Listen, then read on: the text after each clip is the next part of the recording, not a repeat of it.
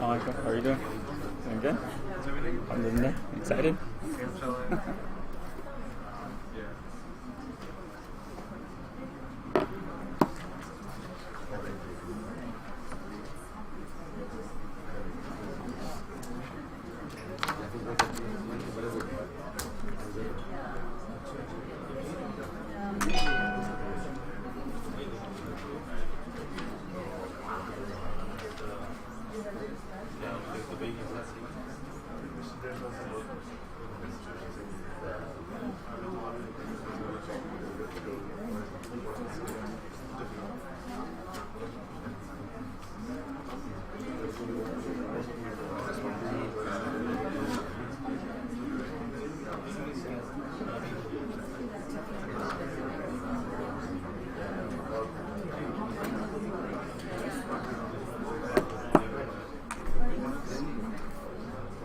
Assalamu alaikum wa rahmatullah.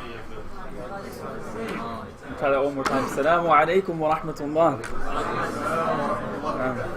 Bismillah ar-Rahman ar-Rahim. Alhamdulillahi Rabbil Alameen. Wa salatu wa salamu ala Sayyid al-Anbiya'i wal Mursaleen. Wa ala alihi wa sahbihi ajma'een. Wa man tabi'ahum bi ihsanin ila yawmiddin. Amma ba'd. All thanks and praise are due to Allah subhanahu wa ta'ala. And may His peace and blessings be upon His last and final messenger, His family, His companions, and those who follow them until the end of times. So for those of you who don't know, my name is Farhan Zubairi, and myself, along with Sheikh Nu'man Beg in the back right there, Sheikh Muhammad Mani' will be joining us in about 15 minutes, and Sheikh Umar Hussein will have the privilege and honor of serving you throughout this blessed journey. So we'll be with you throughout the entire process, and we're going to try to ensure that everything goes as it should, inshallah. We'll try our best. We'll make sure that everyone gets what they need to do done at the proper timings, inshallah.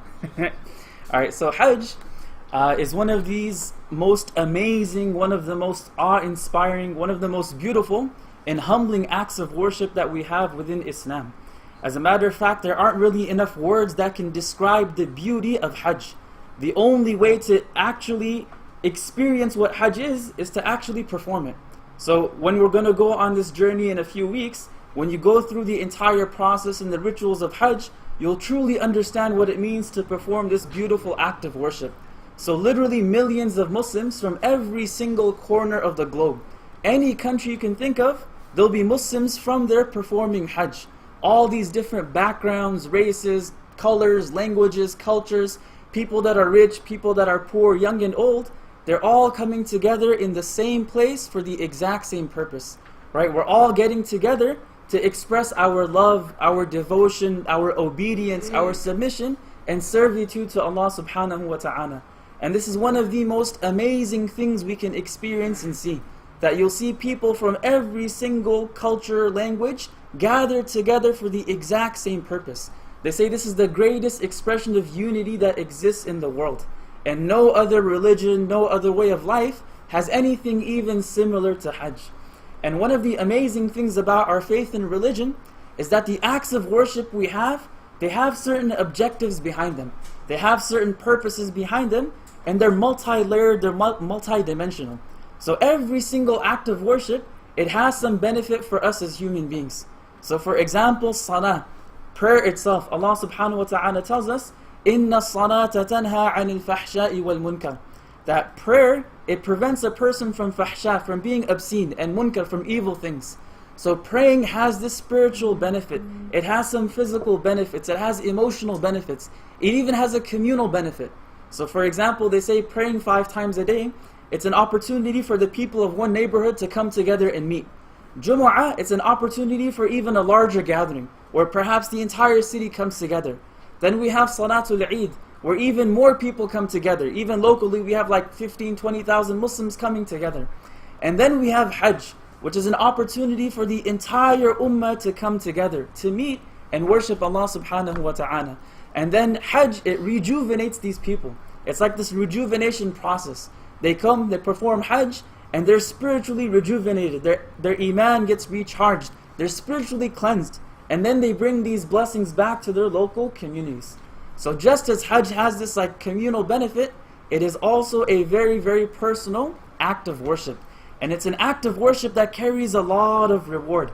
And it's perhaps one of the most unique acts of worship because it only has to be performed once in a lifetime. So all the other acts of worship we have in Islam, they have some sort of frequency to them. We have to pray 5 times a day every single day. We have to fast the month of Ramadan every single year. If you're wealthy, you have to pay zakat every single year. But when it comes to Hajj, you only have to perform it once in your life. And it's a once in a lifetime opportunity to change your life as well. As the Prophet ﷺ told us, that man hajja walam yarfuth walam yafsuq raja'a ka yawmi waladathu ummu. That the Prophet ﷺ said, whoever performs Hajj for the sake of Allah subhanahu wa ta'ala, and they are not obscene and they don't sin, will return like the day his mother gave birth to him. So just like a newborn baby, their book of deeds is completely clean. There's nothing in it. The same thing will go for us if we perform Hajj correctly, if we perform Hajj properly. So in this hadith, the Prophet ﷺ mentions 2 specific things. Lam yarfuth. The word rafath, it's also mentioned in the Quran. And the commentators, the mufassirun, they mention several different meanings for the word rafath. But most commentators agree that it's referring to intimacy, the act of intimacy itself, or speaking about it. So being obscene. So a person who performs Hajj and they're not obscene. Walam yafsuq. The word fisq, it means to sin openly, to be disobedient to Allah subhanahu wa ta'ala, to lie, to be abusive, to be aggressive or argumentative in your speech, whatever it may be. If we avoid these things during Hajj, رَجَعَ كَيَوْمِ وَلَدَتْهُ أُمُّ, then we're going to come back just like the day our mothers gave birth to us. So all of our sins will be forgiven. And this is perhaps the greatest virtue of this act of worship, because each and every single one of us as human beings, we are in need of the forgiveness of Allah subhanahu wa ta'ala. Right? Every single one of us, despite where we may be in terms of our level of faith and practice, all of us are considered to be sinners. Every single human being, every single one of us, we make poor choices, we have shortcomings, we make mistakes. Sometimes we disobey Allah subhanahu wa ta'ala knowingly, and sometimes we do it unknowingly. So every single one of us is in need of the forgiveness and mercy of Allah subhanahu wa ta'ala. And this act of worship is a way of guaranteeing receiving that mercy.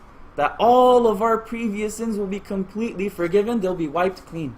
And then the scholars, they get into this discussion, that does this include major sins as well? So there's major sins and there's minor sins. So a lot of scholars say this even includes major sins, that every single shortcoming, mistake we've done in our lives is going to be completely wiped clean. But as long as we perform this properly with sincerity. Right, in another hadith, the Prophet ﷺ told us, Al-Hajjul Mabrur laysa lahu jaza'un illa al-Jannah. That an accepted Hajj, there is no reward for it except for paradise. And that's a very beautiful statement from the Prophet ﷺ. Essentially, he's guaranteeing us paradise. Al-Hajjul Mabrur, a Hajj that is performed correctly, and it is accepted by Allah subhanahu wa ta'ala, then the reward for it is paradise. So this is a guarantee from the Prophet ﷺ that if we perform this act of worship correctly, it is mabrur. It's something we do according to the correct, rules and regulations, and we're at our best behavior, and we have patience and we have sincerity, then we're being guaranteed paradise by Allah subhanahu wa ta'ala. So this is a journey of a lifetime. This is an opportunity for us to completely change and revolutionize our lives. That our way of life, our lifestyle before Hajj, it should be very different when we return from this blessed journey. So in order for us to have that type of experience, it is extremely important for us to prepare. So Hajj is a very special, it's a unique act of worship. It's one of the pillars of Islam. And since it's such an important act of worship, it's extremely important for us to know some of the rulings and regulations related to Hajj as well. So basically the fiqh of Hajj. How are we supposed to perform Hajj? And the objective of today's short seminar is to go through all the things necessary for us to know in order to perform Hajj correctly. So all the rules and regulations, the fiqh that we need to know to perform Hajj correctly, we'll cover it today. And then we'll also go through the step-by-step process of how we're going to perform this Hajj this year, including all of the logistics. And if any of you have questions, you can ask as we're going through today's seminar. So the way we're going to do today's seminar is, in the first session, we're going to cover the theory of Hajj, essentially the fiqh of Hajj. What are the rules, what are the regulations? And then in the second part, we're going to go through the practical demonstration, that the day by day, the step-by-step process of what we're actually going to be doing. So starting off with Hajj itself. So words in the Arabic language, they have a linguistic meaning and they have a technical meaning. And this is something that's discussed by scholars whenever they start talking about specific acts of worship. So there are words in the Arabic language that were in existence before Islam came. So they had certain meanings. But because of usage, because of coinage, because of customs, because of traditions, words oftentimes adopt different meanings. So for example, all of the words that we have for ritual acts of worship like Sunnah, like Sawm, like Zakah, these are all Arabic words. And before Islam, they had certain meanings. And then when Islam came, it adopted these words and it assigned specific meanings to them. So the word Hajj in Arabic, it literally means al-qasdu ila azim. It simply means to intend something great. So linguistically, the word Hajj, it means to intend to do something huge, to do something amazing. But technically, as an act of worship, it's defined as visiting a specific place to perform specific actions at a specific time. So this is like the broad-based general definition of the word Hajj. It is to perform or visit a specific place to perform specific actions during a specific time period. So the specific place would be what? Where are we visiting? Mecca and primarily Arafah. So the two places, the two most important places we visit throughout the process of Hajj would be the city of Mecca, the Haram, the sacred precinct, as well as the plain of Arafah. The specific actions, there's three specific important actions. The first is Ihram, the second would be Tawaf, and the third is standing at Arafah. So these are considered to be the three most important rituals of Hajj. And the specific time would be the days of Hajj, which would be known as Ayyamul Hajj, which is the 8th of Dhul Hijjah until the end of the 13th. So how many days is that? 5 days, right? So the 5 days, or is it 5 or 6? 8, 9, 10, 11, 12? 6 days. My math is weak as well, it's okay. Alright, so there's 6 total days of Hajj, from the 8th of Dhul Hijjah until the 13th. So Hajj, as an act of worship, that is the definition. That we're going to be visiting Mecca, the sacred precinct, the Haram, along with the plain of Arafah, to perform these specific rituals during this particular time period. And the ruling of this act of worship is that it is a fard. It is an obligation. It's something that every single adult Muslim has to do as long as they have the physical and financial ability. And the obligation is once in a lifetime. And the obligation is established from the Quran, it's established through the Sunnah of the Prophet ﷺ as well. So in the Quran, in Surah Ali Imran, Allah subhanahu wa ta'ala tells us, وَلِلَّهِ عَلَى النَّاسِ حِجُّ الْبَيْتِ مَنِ اسْتَطَاعَ إِلَيْهِ سَبِيلًا. That as a right of Allah, it is obligatory on the people to perform Hajj of the house, on everyone who has the ability to manage their way to it. So based off of this verse, every single scholar agrees that the act of Hajj is an obligation. It is fard. It's something that we have to do. But then Allah put a condition, مَنِ اسْتَطَاعَ إِلَيْهِ سَبِيلًا. Whoever has the ability to do so, which includes both physical as well as financial ability. According to hadith, the Prophet ﷺ told us it's one of the pillars of Islam. In another hadith, he said, O people, Allah has made Hajj obligatory for you, so perform Hajj. So the question asks, is, or the question comes to mind, who exactly has to perform Hajj? Right? Upon whom is Hajj obligatory? So Hajj is an obligation on a person who meets these following 4 conditions. Meaning if these 4 conditions are met, then Hajj becomes an obligation upon the individual. If one of these 4 conditions is missing, then Hajj is not an obligation. They do not have to perform it. The first and the most important obviously being Islam. And that is because acts of worship are not addressed to non-believers. If you're not a Muslim, if you haven't submitted to Allah subhanahu wa ta'ala, you're not required to pray, you're not required to fast, you're not required to perform or give zakah. But as soon as you accept Islam, then all of these obligations then fall on your shoulders. So the first condition is obviously Islam. The second is maturity. And what that means is being an adult, being above and past the age of puberty. The third is sanity. That a person who has lost their sanity, they do not have to perform Hajj. And this is based off the hadith of the Prophet ﷺ where he told us that رُفِعَ الْقَلَمُ عَنْ ثَلَاثٍ, the pen has been lifted from 3 people. From the person who's asleep until they wake up, from the minor until they become an adult, and from the insane until they come back to their senses or recover. And the fourth is ability. And when we're talking about ability, again we mean both physical and financial.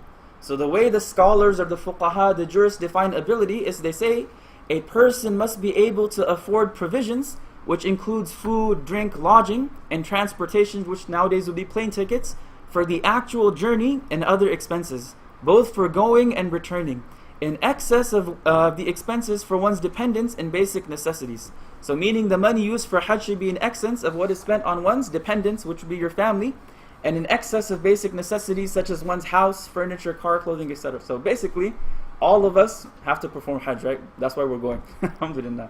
Right? So all of us are performing Hajj, and once we go perform it, we're fulfilling this obligation. This obligation will be lifted from us. And then the scholars, they even talk about that when Hajj becomes an obligation upon an individual, is it upon them to do it immediately, or can they delay?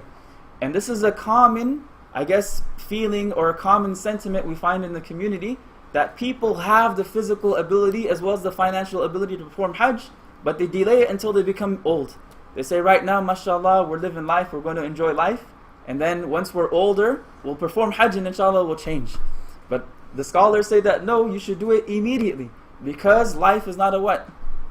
It's not a guarantee. We don't know how long we're going to live, we don't know when death is going to come upon us. So as soon as we have the financial and physical ability to do so, we should perform Hajj immediately. And this is again one of the most amazing things a person can do in their life. It's one of the most profound life-changing experiences that a human being can go through. And you know, alhamdulillah, we've gone for the past several years, and every time we go, we experience something new. There's something new that happens, some new experience that makes Hajj absolutely unique. And for those of you who are going for the first time, it's going to be absolutely amazing. How many of you have gone before actually? Okay, alhamdulillah. How many of you done Umrah at least before? How many have never gone before? MashaAllah. You're in for some fun. Alright. The second set of conditions, they call these conditions required for performing Hajj. So essentially they mean that Hajj has become an obligation, but if one of these conditions is missing, then a person doesn't have to go perform it themselves. Rather, they can pay someone to perform it on their behalf. So if any one of the following conditions isn't met, then Hajj is still obligatory, but the person does not have to perform it themselves. They can simply pay someone else to perform it on their behalf. So the first would be sound health. So again, a person met the first set of conditions. They're Muslim, they're adult, they're sane, they have financial ability, but they don't have good health. Either they're extremely old, they have an injury, there's some illness, there's something that's preventing them from traveling. They'll make traveling too difficult for them. They still have to perform Hajj, but they don't have to do it themselves. They can just pay someone else to do it on their behalf. So a person must be physically able to perform Hajj. There shouldn't be any illness or condition that would make it extremely difficult for a person to travel. The second is safety. And this was a condition that was placed especially early on in history, when traveling wasn't the safest thing to do. So before the advent of modern transportation, before planes and trains and buses, etc., traveling was rarely scary, right? Traveling had a lot of safety issues associated with it. So oftentimes the only way people would travel was by horse or by camel, by caravan. And when they're traveling through deserts and cities, there would be highway robbers, there would be bandits. It wouldn't be safe. And oftentimes the Hajj journey in the past, it was completely different than it is today. It was actually like this life experience where people would set out maybe 3-4 months in advance, sometimes even 6 months in advance, just to reach Mecca to perform Hajj. Nowadays, alhamdulillah, we just get on a plane and within a day we're already there. So that traveling aspect has been made very easy for us. So safety was this condition in the past that as long as the path was safe, they should still perform it themselves. If there were some safety issues, then they would not have to go do it themselves. They could assign someone to do it on their behalf. And the third one is specific to the sisters, that a woman must be accompanied by her husband or non-marriageable kin, yani her mahram. And this condition applies if the journey to Hajj requires traveling a distance of 48 miles or more. And a mahram, a non-marriageable kin, is a person that a woman is never allowed to marry, either through blood relations, nursing, or marriage. So father, brother, nephew, any other non-marriageable kin. Now, if a woman travels for Hajj without their husband or without their mahram, it's considered to be disliked, but the Hajj is still valid. Right? The Hajj still counts, the obligation is still fulfilled. So if one of these conditions are missing, you don't have to do it yourself, you'll simply pay someone to do it on your behalf. Now again, all of this stuff is theoretical. We're all going for Hajj anyways, inshallah, so it doesn't really make a difference. But just so we know, we go through it. Alright, now this is the important aspect. This is where we're breaking down the act of Hajj into its separate parts. So every single act of worship that we do, it has aspects to it that are considered to be fard. These are things that you have to do. If they are not done, then the act is not considered valid. Right? The act is not considered to be complete. Then there's wajibat. There are things that you have to do, but if you mess up on it, if you miss out on it, there's a way of making it up. Then there's things that are sunnah. They're just recommended. It's better to do it. If you do it, there's more reward. So right now we're going to go through this breakdown of Hajj itself. That what are the fara'id, what are the wajibat, and what are the sunan. Alright, so in terms of the fara'id, there are 3 acts that are considered to be fard in Hajj. Meaning these have to be done. If one of these actions is not done or is not done correctly, then the Hajj is invalid, the Hajj will not count, and a person will have to make it up later on. So these 3 actions, the first is being ihram, right? Entering into the state of ihram. In English, they translate ihram as pilgrim sanctity. So entering into this ritual state of pilgrim sanctity. The second is standing at Arafah. In Arabic, wuquf bi Arafah. Right? Standing at Arafah, which means to be present in the plain of Arafah for a period of time. And the third is tawaful ziyarah, which is also known as tawaful ifada. Right? The tawaf of visitation. So these are the 3 most important rituals of Hajj. The 3 most important rituals that we're going to perform on this particular journey. So again, entering into the state of ihram, then standing at Arafah, and the third is this tawaf with ziyarah. And we'll go through each of these independently as well. So ihram. So oftentimes there's this misconception that ihram is simply putting on a different pair of clothes. Right? For men, oftentimes people think that when you put on these 2 white cloths, you have entered into the state of ihram. And for sisters, if they just change their clothes, they've entered into the state of ihram. Alright, this is a misconception. Ihram is a ritual state that a person enters into, right? And it's represented by this change of clothes. So it's a ritual state that we're entering into when intending to perform Hajj or Umrah. So the word ihram in Arabic, it comes from the Arabic verb ahrama, which means to make something impermissible. And the reason why it's called ihram is because once we enter into this ritual state, those things that are normally permissible, they now become impermissible. They now become unlawful. So for example, normally we're allowed to apply fragrance to our bodies. We can use cologne, we can use perfume and deodorant, whatever it may be. But once you enter into the state of ihram, this now becomes unlawful. It becomes prohibited. Same thing for cutting your hair, right? It's normally permissible to get a haircut, to trim your beard, whatever it may be. But once you enter into the state of ihram, you're no longer allowed to shave or trim your hair. Same thing goes for cutting your nails. So the reason why it's called ihram is because once we enter into this ritual state, all of these prohibitions now apply. Things that we're normally allowed to do now become impermissible. And obviously there's a spiritual aspect to it. We're entering into the state to raise our level of consciousness, to raise our level of awareness that we are now in a sacred state. And being in a sacred state, we should be more conscious of our behavior, we should be more conscious of our speech, we should be more conscious of our eyesight and our ears, and we should just be more conscious of how we're behaving. So this is the state of ihram. And a person enters into the state by doing two things.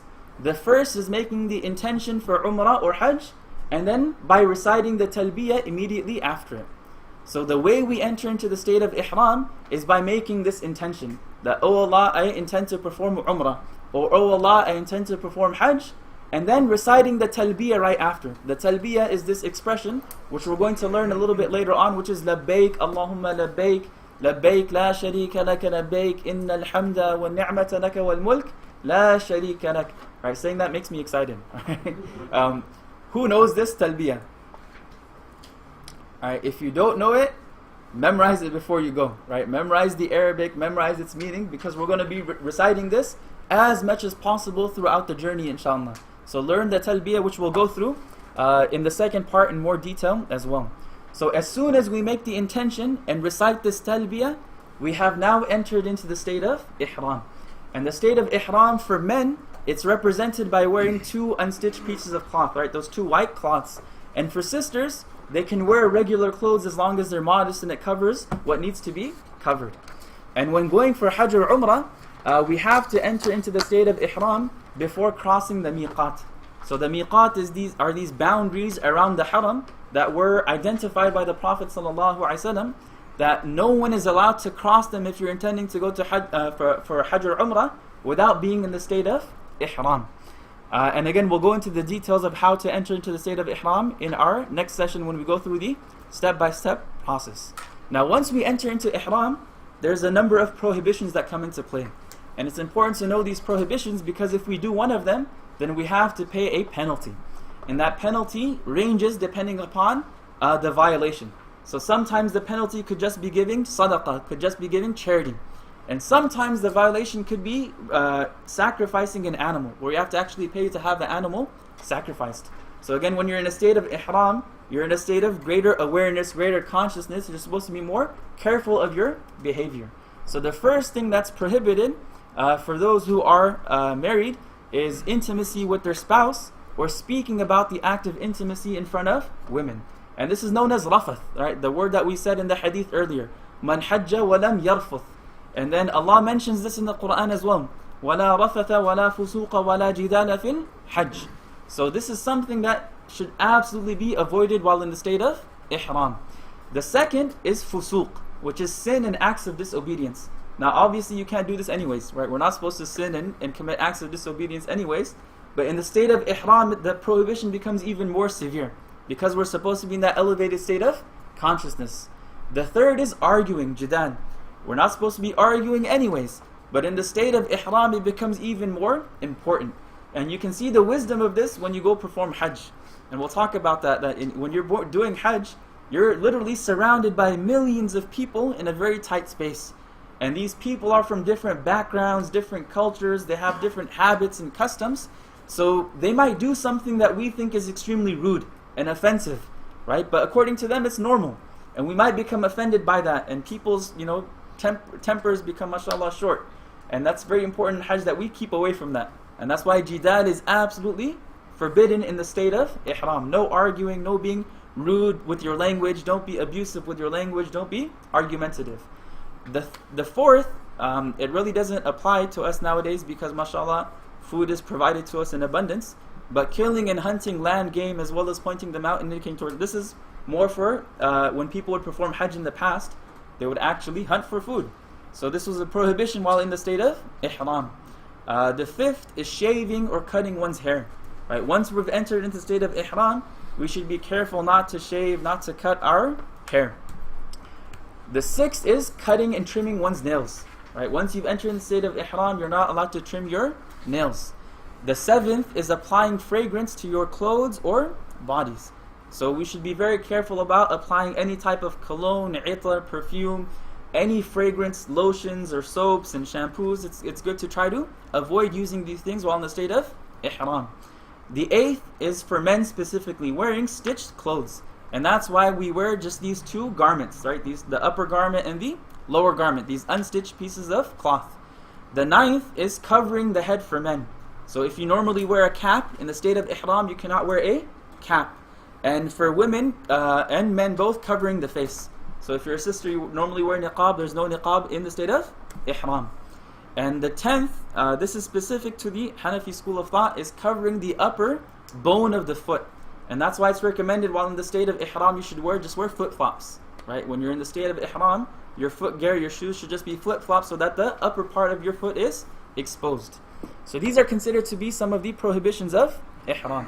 So again, this is the first act in Hajj that's considered to be fard, an obligation, entering into the state of ihram. And we're going to enter into the state of ihram for Hajj on the 8th of Dhul Hijjah. And again, we'll go through that with Sheikh Mani', who finally decided to join me, mashallah. He'll go through that after we're done with this. Alright, the second act that's considered to be fard, or that is fard in Hajj, is wuquf bi Arafah, which is translated as standing at Arafah. And this is the absolute most important act of Hajj. The Prophet ﷺ told us, Al-Hajju Arafah. The Hajj is Arafah. So through this statement, he's highlighting the importance of this ritual throughout the entire process of Hajj. So this is like the central process of Hajj. All of Hajj revolves around Al-Wuquf bi Arafah. And what is meant by Wuquf bi Arafah is being present there even for a moment. And the timing for being present there is the midday of the 9th of Dhul Hijjah, which is known as Yawm Arafah, which is known as the day of Arafah, all the way until right before Fajr of the 10th day, which is the day of sacrifice, which is known as Yawmun Nahar. So that is the time period. Now when we go perform Hajj, we're going to get to Arafah on the 9th, usually before Dhuhr. Right? We leave early in the morning, we get to Arafah before Dhuhr time, and then you have all the way from Dhuhr till Maghrib to do this wuquf, right? To do this being present there. And that entire time is supposed to be dedicated to ibadah. It should be dedicated to worship, towards dua and dhikr and reciting the Quran. And you know, when you get there, you notice like a lot of people waste a lot of time and get into conversations and, you know, have fun, but that's not the purpose of this moment. The purpose is to worship Allah subhanahu wa ta'ala. This is the most significant act in Hajj. So wuquf bi Arafah. The third most important act is Tawaful Ziyarah, which is also known as Tawaful Ifada. Tawaf refers to walking around the Kaaba 7 times. So this Tawaf is fard, it's an obligation, and it's going to be performed on the 10th of Dhul Hijjah. It will be performed on the 10th of Dhul Hijjah, and it has to be done before sunset of the 12th. Right? So you have a time frame, we have a window of when to do it. You can do it on the 10th, but you have all the way until sunset of the 12th to perform it. Now usually as a group, we go together to perform Tawaful Ziyarah, Tawaful Ifada, and usually we do it either on the night of the 10th or on the night of the 11th. So we do it one of those 2 days. And again, we'll ensure that everyone gets it done at the proper time, inshaAllah. Alright, those are the fara'id of Hajj. Right? Again, what are the fara'id? 3 things. What were they? Ihram, Arafah, and Tawaful Ziyarah. Right, these are the 3 fara'id of Hajj. Alright, the next category of actions that we have, they're known as wajibat. Right, these are things that are mandatory. In practical terms, these are things that you have to do as well. But the difference is that if we miss out on one of these, or if we mess up on one of these, we can make up the deficiency by giving a sacrifice of an animal. Right, by paying for an animal to be sacrificed. So these are known as the wajibat of Hajj. There are 5 central actions that are considered to be wajib during Hajj, that are considered to be mandatory. The first is entering the state of ihram before crossing the miqat. So this will apply when we go for our umrah after leaving Medina. And again, we'll talk about that when we get there. So we have to enter into state of ihram before doing that. If for some reason we cross the miqat before entering into the state of ihram, which won't happen, so don't worry, but if it does, then you have to give a sacrifice, because it's something that is wajib, it's something that you have to do. The second is standing at Muzdalifah. It's called wuquf bi Muzdalifah. That means being present in Muzdalifah even for a moment. And the time for that is after the true dawn on the 10th of Dhul Hijjah. So basically, after we do Arafah and after Maghrib time comes in, we leave from Arafah and we go to this place called Muzdalifah. And once we get to Muzdalifah, there's a certain number of things we do. We stay there the night, and then after Fajr time comes in, we pray Fajr, and then we're going to stand there for a moment to make dua. This is known as wuquf bi Muzdalifah. So we consider this to be wajib as well. This is something that must be done. It is mandatory. The third is sa'i. So just as we did tawaf, there has to be a sa'i, which is walking between Mount Safa and Mount Marwa 7 times. So sa'i has to be done during Hajj as well.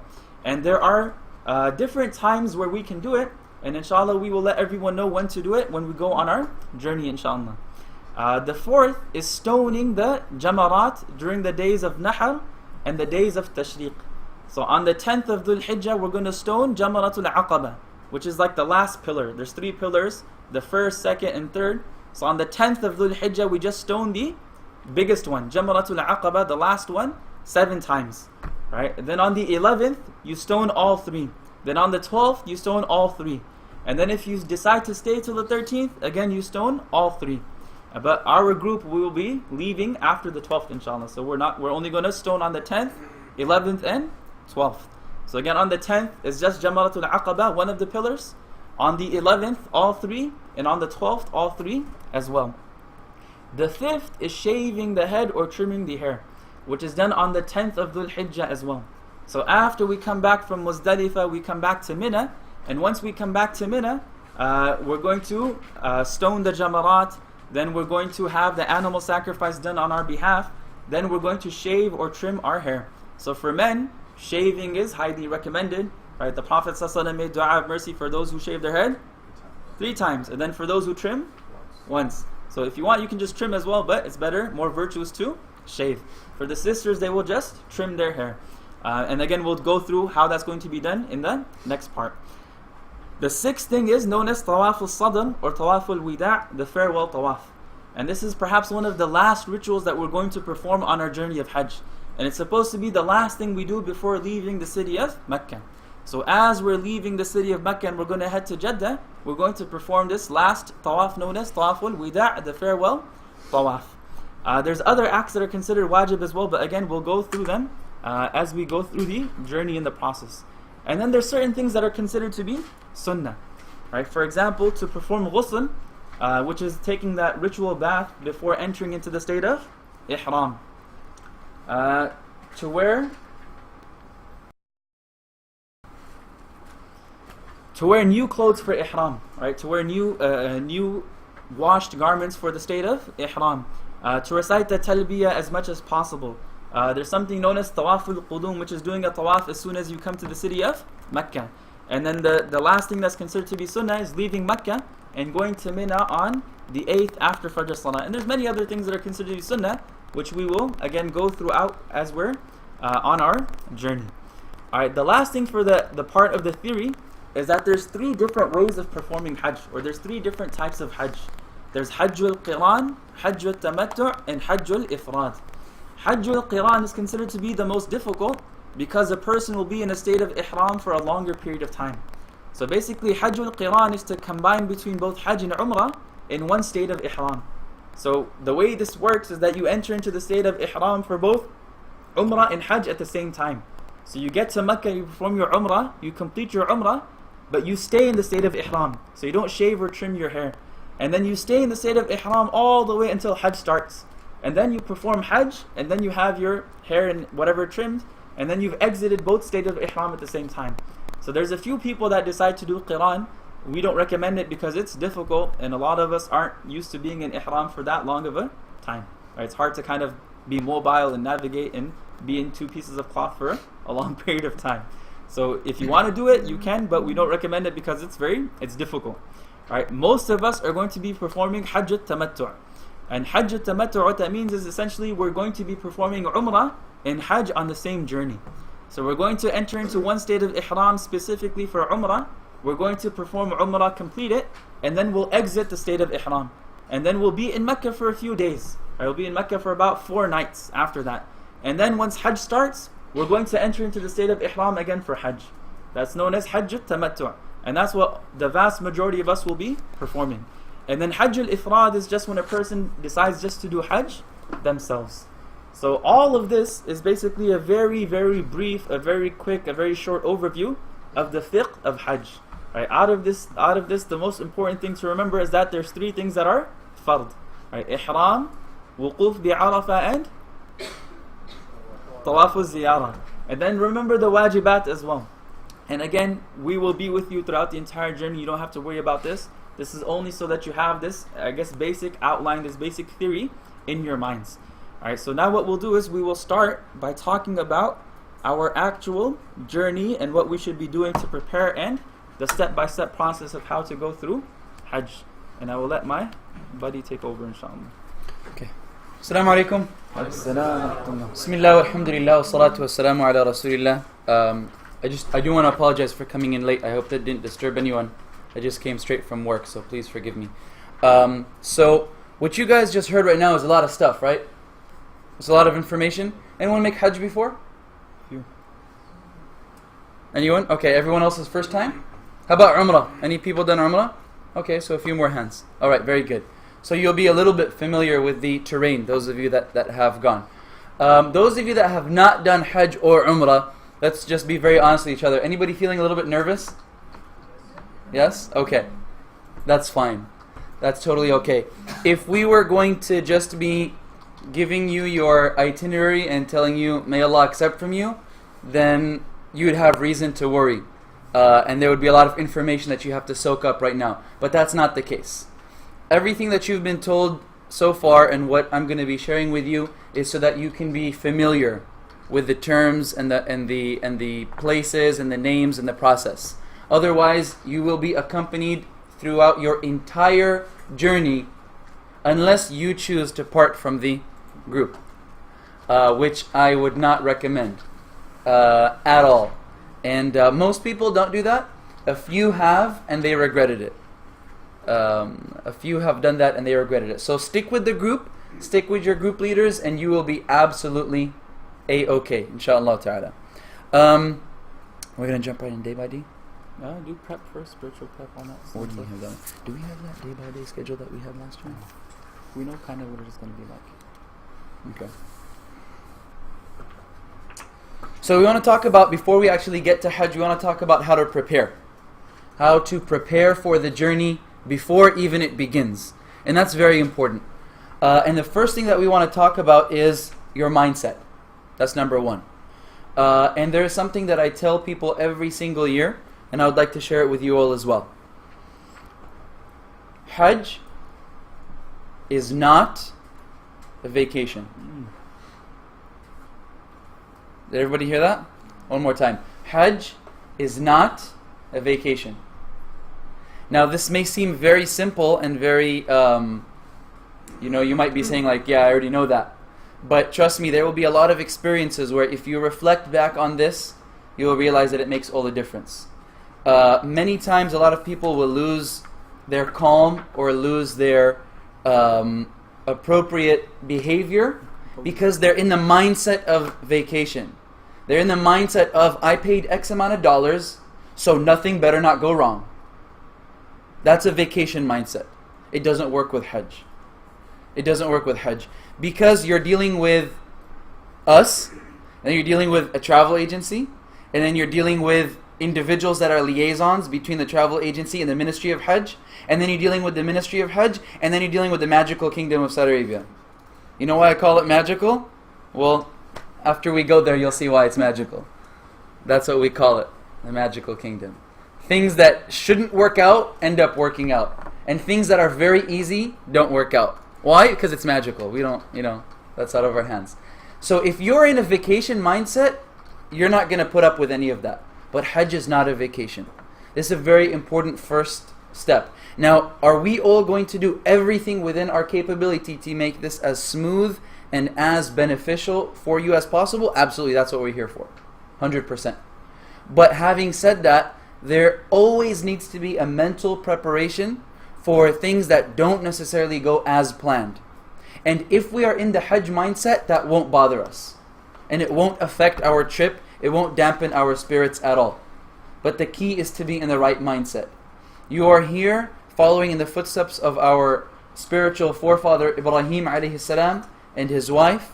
and following in the Sunnah of our beloved Messenger Muhammad sallallahu alaihi wasallam, you are here to fulfill one of the pillars of your Islam. You are here to make a sacrifice, to struggle. You are here to get forgiven from all of your sins. If that is always on your mind, I guarantee there will be no problems. No matter what happens logistically, it won't bother you. And that's from first-hand experience. So the first thing is to be in that right mindset, that you are here to sacrifice and to please Allah. And you are not here for a vacation or something like that.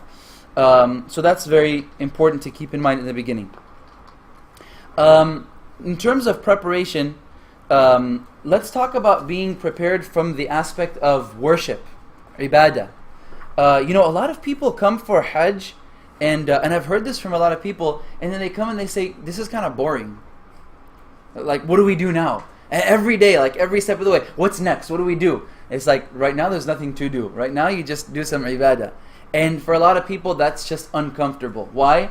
Because we're not used to, we're not conditioned in our worship to Allah. So the best of us will pray 5 times a day, and that's, we'll go for Jumu'ah, and that's pretty much it. We're not used to doing extra worship. And so when we have all of this empty time and we're in a holy place and it's 120 degrees and you need to sit down and do dua or read Quran or enjoy the masjid, for a lot of people that's a new experience. So the best way to prepare yourself is to condition. Just like if you had to run a marathon, like I've never run more than a mile. You want me to run 20 plus miles now? You have to prepare yourself. You have to condition. So get spiritually prepared. Start doing your extra sunnahs, your extra voluntary prayers. If you have a pocket of empty time, sit down and read some Quran. Plan out your conversations with Allah. Anybody do that? It might seem kind of weird. Dua is usually something we do on a need basis. Oh, I need something, so now let me go make dua. But that's not a conversation, that's a shopping list. So we need to get more into the habit of having a conversation with Allah. Plan out your du'as. Sit down and brainstorm. Everything that I want to talk to my Creator about. Everything that I need to ask help for. Everything that I seek, not only in this life but in the hereafter. Not just for me but for others that I care for and that I'm concerned about. And write it all out. You'll be surprised how much is in there. You might end up with many, many pages. But that's called being prepared for your ibadah. So many people come and when we're in Arafah, for example, which is a long day and it's hot, and you're supposed to dedicate that day to dua, to supplication and prayer. That's what that day is for. A lot of people come on that day, they'll make dua for 20, 30, 40 minutes and they're like, okay, I'm done. Now what do we do? Like, what else? And then they'll just get fidgety, And there's nothing else for you to do. Nothing. There's nothing else for you to do except make dua that whole day. And that's really powerful. That's a golden opportunity. But if you don't prepare, you will lose that golden opportunity.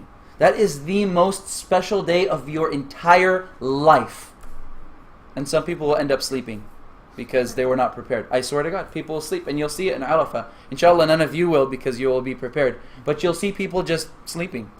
Like, what are you doing? This day is $1 billion or more, more than that. And there's like, well, I did all my du'as, I'm done.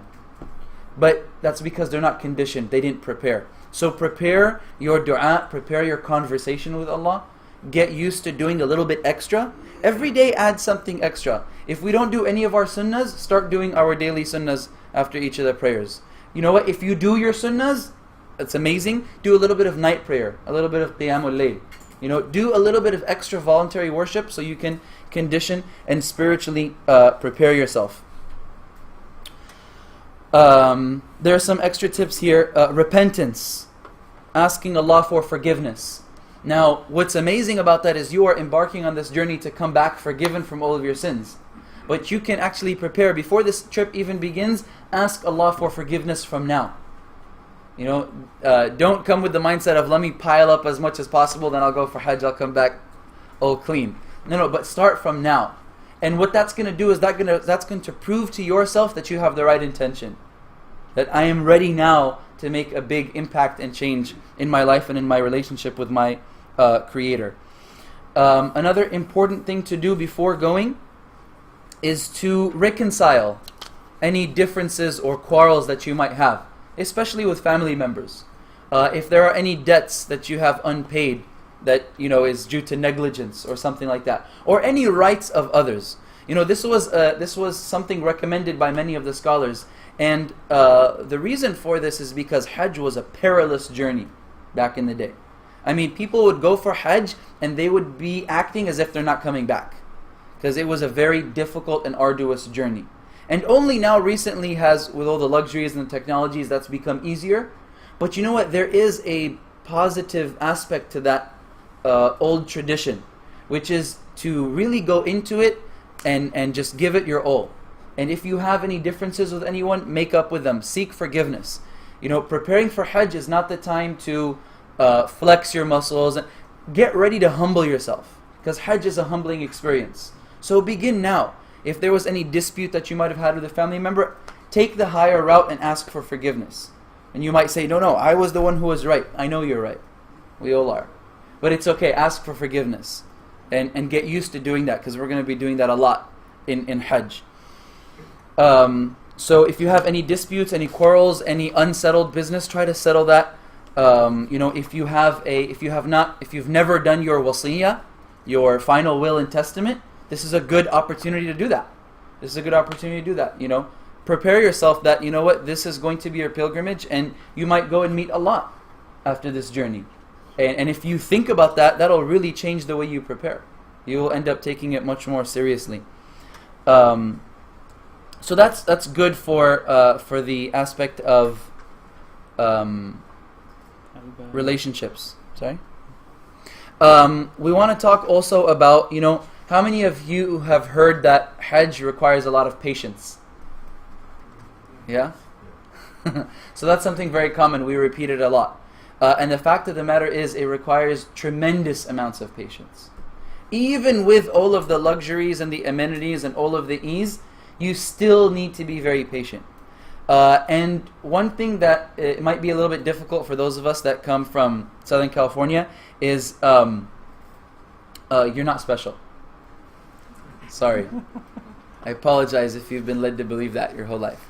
But there's going to be millions of other people in the exact same place, at the exact same time, doing the exact same thing as you. So you have to keep that in mind, that there is a huge crowd of people in a very small space, all doing the exact same thing at the same time.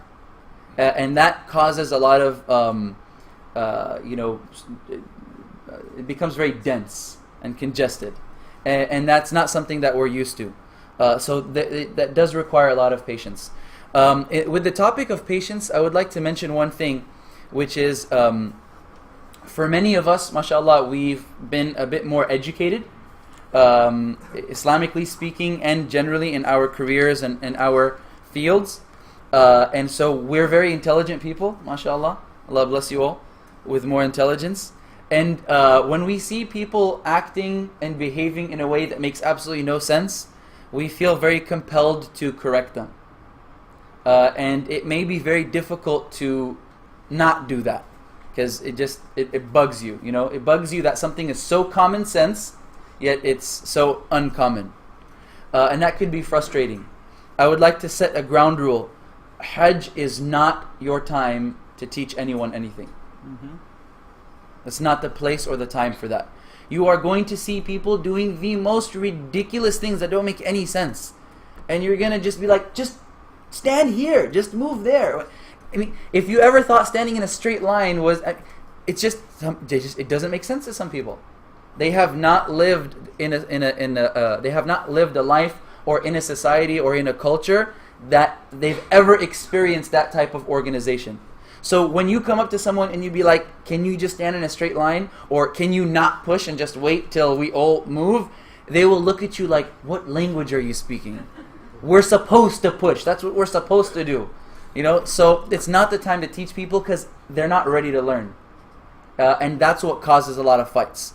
People making tawaf and somebody's pushing, you're like, stop pushing. I'd be like, what do you mean? I'm supposed to push. This is tawaf. This is one of the pillars of Hajj, They had their own workshop. If they were with Sheikh Farhan, they would have known that pushing is not one of the pillars of Hajj. But they didn't know that, And so you stop pushing. And they're like, no, I'm supposed to push. And you're like, stop pushing. And then you end up having a big volcano. And then you've lost your Hajj and they've lost theirs. And then the guards have to come. And the guards aren't judges. They're just there to end.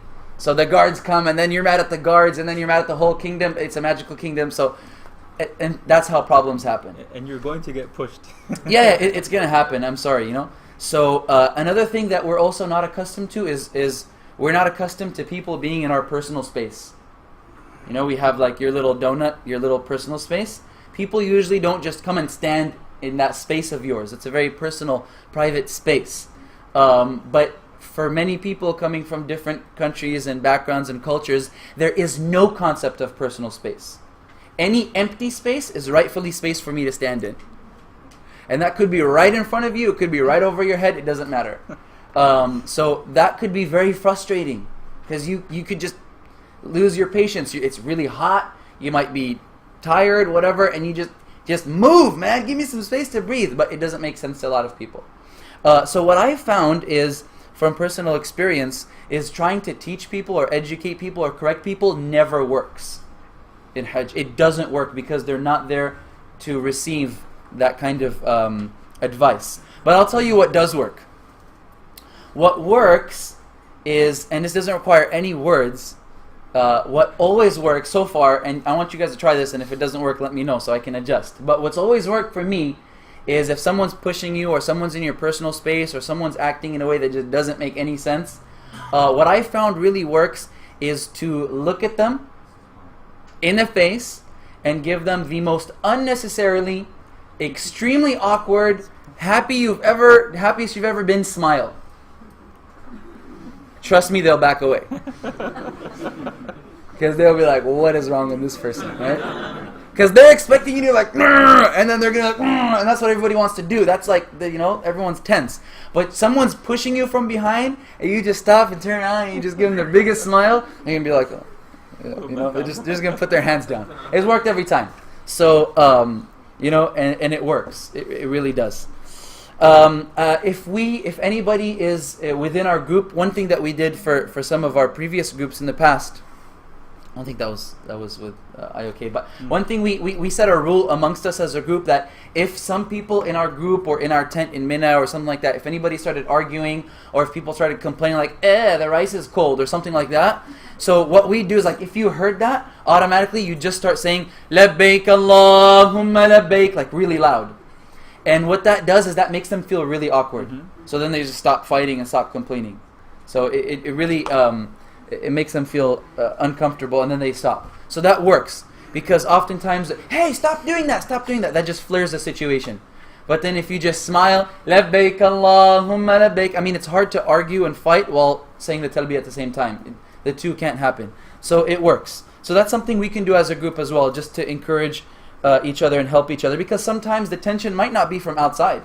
It might not be from pilgrims from another country. It might be within our own tent. Somebody within our group might bother you or rub you the wrong way. It's possible. I mean, everybody has a different personality. So if we always remind ourselves, Labbaik Allahumma labbaik, which means I am coming quickly to you, O Allah. So you remind yourself, I'm not here for this person. I'm not here even for myself. I'm here for Allah. So all of this, I can put it beside me. It's fine. It's just a few days and then that's it. It's not worth ruining my Hajj over this small dispute. Okay, let's talk about a little bit more practical stuff. Any questions on anything? Okay. Let's talk about some practical stuff like physical preparation. So packing. Yes, ma'am. I actually have a couple of questions. The first question was in regards to covering the front, especially for men. Okay. You said, I know women, they can probably cover. Yeah. For men, I didn't understand what it meant by the top of the foot. Like, what kind of sandals to do. Okay. So what Sheikh Farhan is talking about, he's talking about the flip-flops, the one that comes between your big toe and your second toe. Australians call them thongs.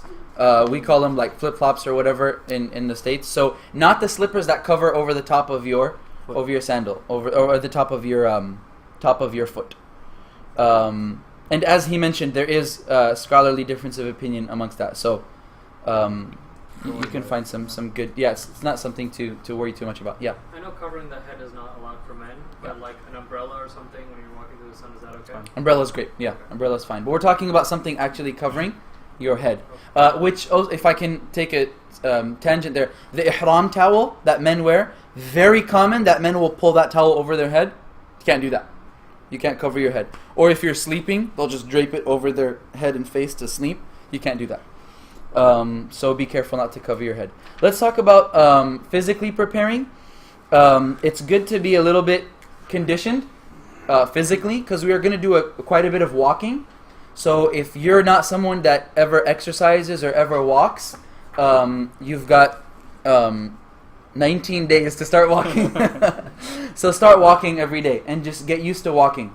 We're not going to be doing any heavy, intense cardio or anything like that, so you don't need to train like it's a triathlon. But walk. Get used to walking. Even if it's just 20-30 minutes every day, but just get used to it. So your feet get used to that, so that you don't have too much discomfort when we're actually walking. So physically prepare yourself. Try to stay in good health. From now until Hajj, eat as clean as possible. If you're someone that needs any specific medical attention, consult with your doctor. Talk to them about what you're gonna do. Get medically prepared. Inshallah. Like we said, we don't want to scare anyone. All of our experiences, alhamdulillah, have been smooth. But it's good to be prepared. It's good to always. You can never be too prepared. In terms of packing, let's talk about packing for a little bit. This might be a sensitive topic for some people, because they may feel that I have to take all my life possessions with me when I go for Hajj. Please don't do that. Please don't do that. Pack light, and I mean really pack light.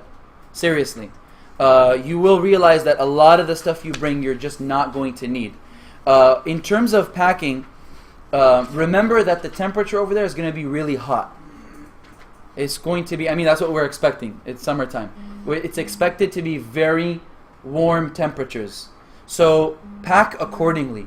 You're not going to need some jacket or something. You're not going to need that. Maybe a light sweater if you're someone that gets cold on the plane, for example, or something like that. But otherwise, pack light. And please try to pack as light as possible. And pack smart. So pack light and pack smart. So pack accordingly. So we're going to go through our day by day. And when we go through our day by day, you'll get an idea of what you're going to need. Our entire trip is from August 22nd. Who here is in the deluxe group? Most. Is anyone here in the VIP group? Yes. So the VIP group, they're departing August 23rd. August 23rd. So just slight distinction there, but not a big deal. And then everyone's coming back September 6th. So those days, you don't necessarily need to have an entire wardrobe, change of clothes, outfit for each of those days. That would be not packing smart. All of the hotels have laundry facilities, so you can do laundry. I recommend, these are personal recommendations from experience, so take them with a grain of salt or sugar or whatever, or both. But I recommend getting synthetic stuff, because it's easy to wash in your room and it'll dry in an hour. So cotton takes longer to wash, longer to dry. It also soaks up a lot of sweat and it smells. It's quicker to get smell. But if you get synthetic underwear, synthetic shirt, active shirts, like the stuff you wear when you're working out, things like that, those will last you longer. They won't stink up, and if you need to wash them, you can just quickly wash them out in your room and hang them up. Within an hour, they'll be dry. It's a very hot and very dry climate, so clothes there dry very, very quickly. And if you have something else that you need properly washed, there are laundry services in all of the hotels that we will be in. So you don't necessarily need to pack for every single day of the trip. Now, you are allowed 2 pieces of luggage for your international trip. Did you guys talk about the domestic luggage stuff? Do that right now. Okay, we'll do that in a bit. So you are allowed 2 pieces of luggage, 23 kg, 50 pounds each, but that doesn't mean you have to fill them up. As a matter of fact, it would be very foolish to fill them up when you're going. Why? Because when you're over there, you're going to want to buy some gifts maybe for friends or family. You're going to want to buy some ajwa dates, which are the special dates of Medina. And we'll tell you guys more about that when we get to Medina. And a lot of people think I'll just buy 1 kg. And then they come, and then when we give them the ajwa presentation, I want 10 kg. But then you don't have space in your luggage because you filled it up with a whole bunch of stuff that you realize you didn't need. So keep space in your luggage. I am quite a radical light packer. I'm not saying you have to be like me, but I only take carry-on. I don't even need to check in any luggage. She's an extremist. I'm definitely I take it all the way, and that's how I travel on all my trips. and that's definitely bumped up my level of enjoyment. Like, I don't have giant bags to carry. I have your bags to carry, inshallah. So I can help you more by not. No, I'm serious. So it makes it easier for me and for all of us. So I'm not telling you to be like me, but I am telling you to do as much as you can to pack light and pack smart. You know, we're going to be going in buses and we have to carry our luggage, and you get to a hotel. If you have gigantic, extra, super heavy luggage, it's just going to be something that's going to bother you the whole trip. I was saying, as a general rule of thumb, like usually we're used to changing our clothes here every day. For there, you can use the same pair of clothes at least twice, right? So 2 days per pair of clothes. Yep. So it lessens the amount of clothes you take with you. So we're there for how long? 2 weeks? Total trip will be about 2 weeks. about So 6 14 pairs days. of clothes will do. You don't need more than 6 pairs of clothes. Yeah. Yeah, And then for the men, there's going to be a few days where you're wearing towels. You're not even going to be wearing any clothes that day. Not even underwear. Is that news to anyone? Okay, yeah. No underwear in ihram. It's 2 towels on skin. That's it. That's it. So so pack light, pack smart. Yes, ma'am. As far as the underwear goes, could they wear like unstitched underwear, for example, or no? I want him to ask for him. So where you at, Khalid? No, yeah. Why are you having her ask you questions for you? No, I'm joking. I'm joking. I'm putting you on the spot. Let's talk about this unstitched thing for a moment. What does it mean when we say unstitched? Do we have ihram towels with us? No. We don't have a sample? No. Oh, I should have brought mine. Okay, no worries. There is no such thing as unstitched, literally. What we mean by stitched is like stitched closed. So wrapping around the limbs of the body. But imagine you have 2 giant bath towels, right? Like at home. The ones you use when you come out the shower. Those are stitched. Otherwise, how are the fibers there? But they're not stitched closed. They're not stitched closed. Anybody familiar with like a lungi? You guys know what a lungi is? Or like a izar, for example, like this futa in different cultures they call it. It's like this lower sort of thing that. So that's stitched because it's closed. You see how both sides? If it was an open towel, then you can use that for ihram. So when you're in the state of ihram, you can't be wearing any clothes that go over any body limbs. Underwear, socks, shoes, things like that. But once you're not in the state of ihram, you can wear whatever you want. Yeah, you can stay in the towels if you want. I don't know why you'd want that, but yes. I did want to know if Okay. you wear sunglasses. Yes, you can wear sunglasses. Sunglass, watch, belt, those things are fine. That's not a problem. Yes. Face mask. You have a fit on that? I say no unless they're asthmatic. Yeah. So no. Short answer is no. Unless somebody has a medical condition where they need to, like some people are asthmatic, for example, so they are very sensitive to pollution or dust. In that case, they can do that and then consult with us. You know, there might be some things you need to do. But otherwise, no mask. That's when you're in the state of ihram. The rest of the days of the trip, you can wear it. It's not a problem. Yes? Do most people end up taking 2 bags or 1 bag? Depends. Most people end up not listening to my advice. How about that? Take 2 bags then? Well, you're going to want to take 2 bags because you're going to bring stuff back. So what a lot of smart people do is they will pack 1 luggage, but they'll collapse one inside the other, going. And then that way coming back you have 2 pieces of luggage. Some people will only check in 1 bag and then they'll buy a cheap bag over there. And just something that they don't care if it lasts, if it gets banged up or something. Because some people take really expensive luggage, and then the people handling there at the airports, they're not very polite with luggage.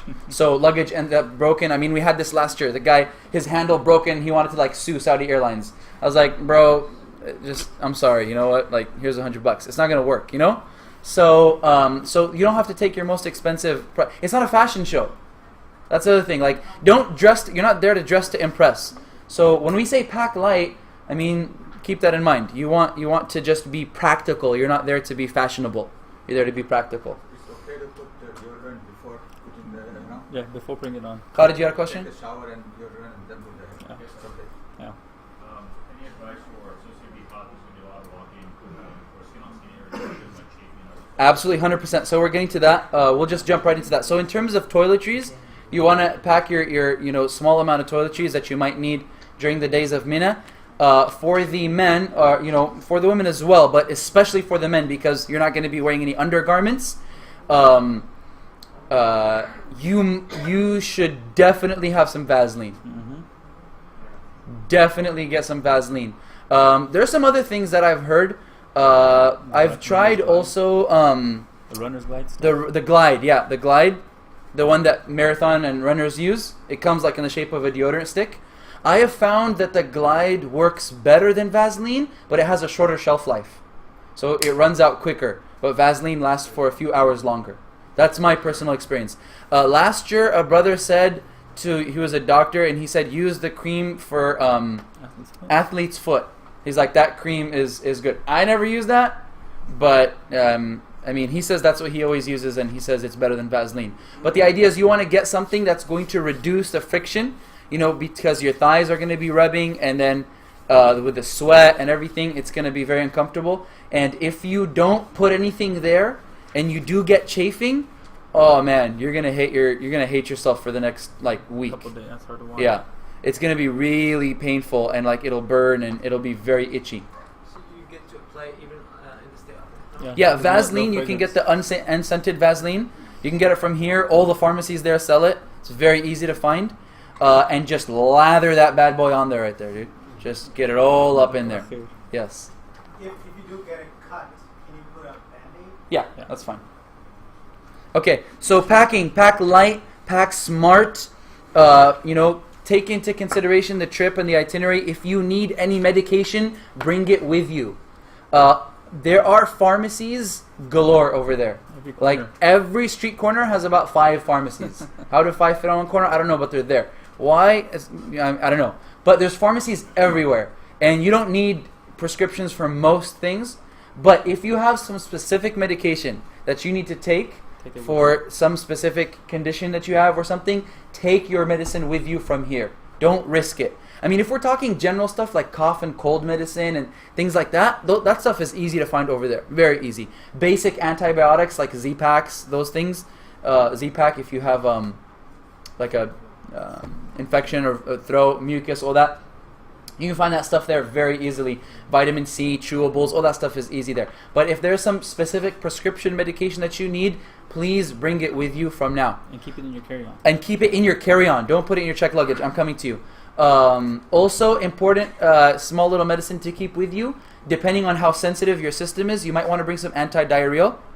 Some Imodium or something like that. Some people, they're not, they're very sensitive when they travel. So any change in water or food might make their system runny, and you don't want to be running in Hajj. That's not fun. Been there, done that. Trust me. So bring some Imodium with you. That's not a bad thing to bring as well. That pretty much takes care of your medication. Toiletries, we said, bring your unscented stuff. Obviously, the hotels are going to have soap and shampoo and all that, so you don't need to pack all of that. So just bring tiny little amounts. Really good thing to keep with you is antibacterial wipes, like the wet wipes. That's a really good, handy thing to have with you, because a lot of times you might feel kind of icky, but you don't want to shower or you don't need to shower, or the line for the showers are too long. If you just whip out one of your wipes, you can wipe down and you'll feel refreshed. So that's a really good thing to keep with you. If they're unscented, can we use them during It's unscented. Yeah, unscented. Yeah. Another really good thing to pack with you are some nice snacks, some good energy boosting snacks. During the days when we're in Mina, Arafah, Muzdalifah, there's obviously going to be meals. There will be meals provided, but in between the meals, you might get a little bit hungry, or perhaps at mealtime you might not have an appetite, and then after meal's done, you're like, oh, now I'm hungry, but the food's already gone. So if you have some snacks like granola bars or energy bars or like trail mix, things like that, that'll keep you going. Don't get stuff that are super sugary and super carby, because that's not going to last very long. So get some smart, some healthy things. And again, you don't need to bring as if you're preparing for an apocalypse. Just a small little Ziploc bag, that'll be fine. And people always bring extra, and we love each other, so we can always share, inshallah. But bring something, that would be really smart. The other thing that's important to pack, we'll get to questions right after this section, is an unlocked cell phone. Anybody here use T-Mobile? Any T-Mobile users? Okay, I don't get a cut from T-Mobile, but if you have T-Mobile, your phone will work in Saudi Arabia. You will be charged extra for calls. I believe it's 20 cents per minute, if I'm not mistaken. But texting and data are part of your plan. And Saudi Arabia is one of the countries where you have the range for that. There is something called T-Mobile One Plus. If you travel a lot, it might be worth it to do that, and it reduces your call price. I'm not sure by how much, and it also boosts up your internet speed. But for basic things like text messaging, WhatsApp, like a FaceTime audio, the video might be kind of bad quality, but like a basic FaceTime audio or WhatsApp audio, just your regular T-Mobile will be sufficient. But it's going to be expensive to make calls. So if you don't have T-Mobile, or if you have T-Mobile but you want to have a local SIM card over there so you can make calls, especially if you have like husband and wife going together or family members, they want to be able to call each other, you need to bring an unlocked cell phone with you. Unlocked cell phone. And it doesn't necessarily have to be a smartphone. If you are scared, if you are a person like you know yourself, you know what, I always lose things, and you have an expensive phone, you don't want to lose it, you can just get one of those cheap candy bar phones. Or cheap flip phone or something not so special, and you can get them on Amazon for very cheap. And then you can go there and make sure it's unlocked, and you can put in the SIM card when you're over there, and you'll have a local Saudi number that you can use for calls, messaging, data, etc. There's 3 major mobile companies, STC, Zain, and Mobily, and we'll tell you more about which one to get when we're there on the ground. It all depends on the rates, the promos they have, and then which store has a less long line, to be very honest with you. Do they sell phones there? Yeah, they sell cheap phones over there as well.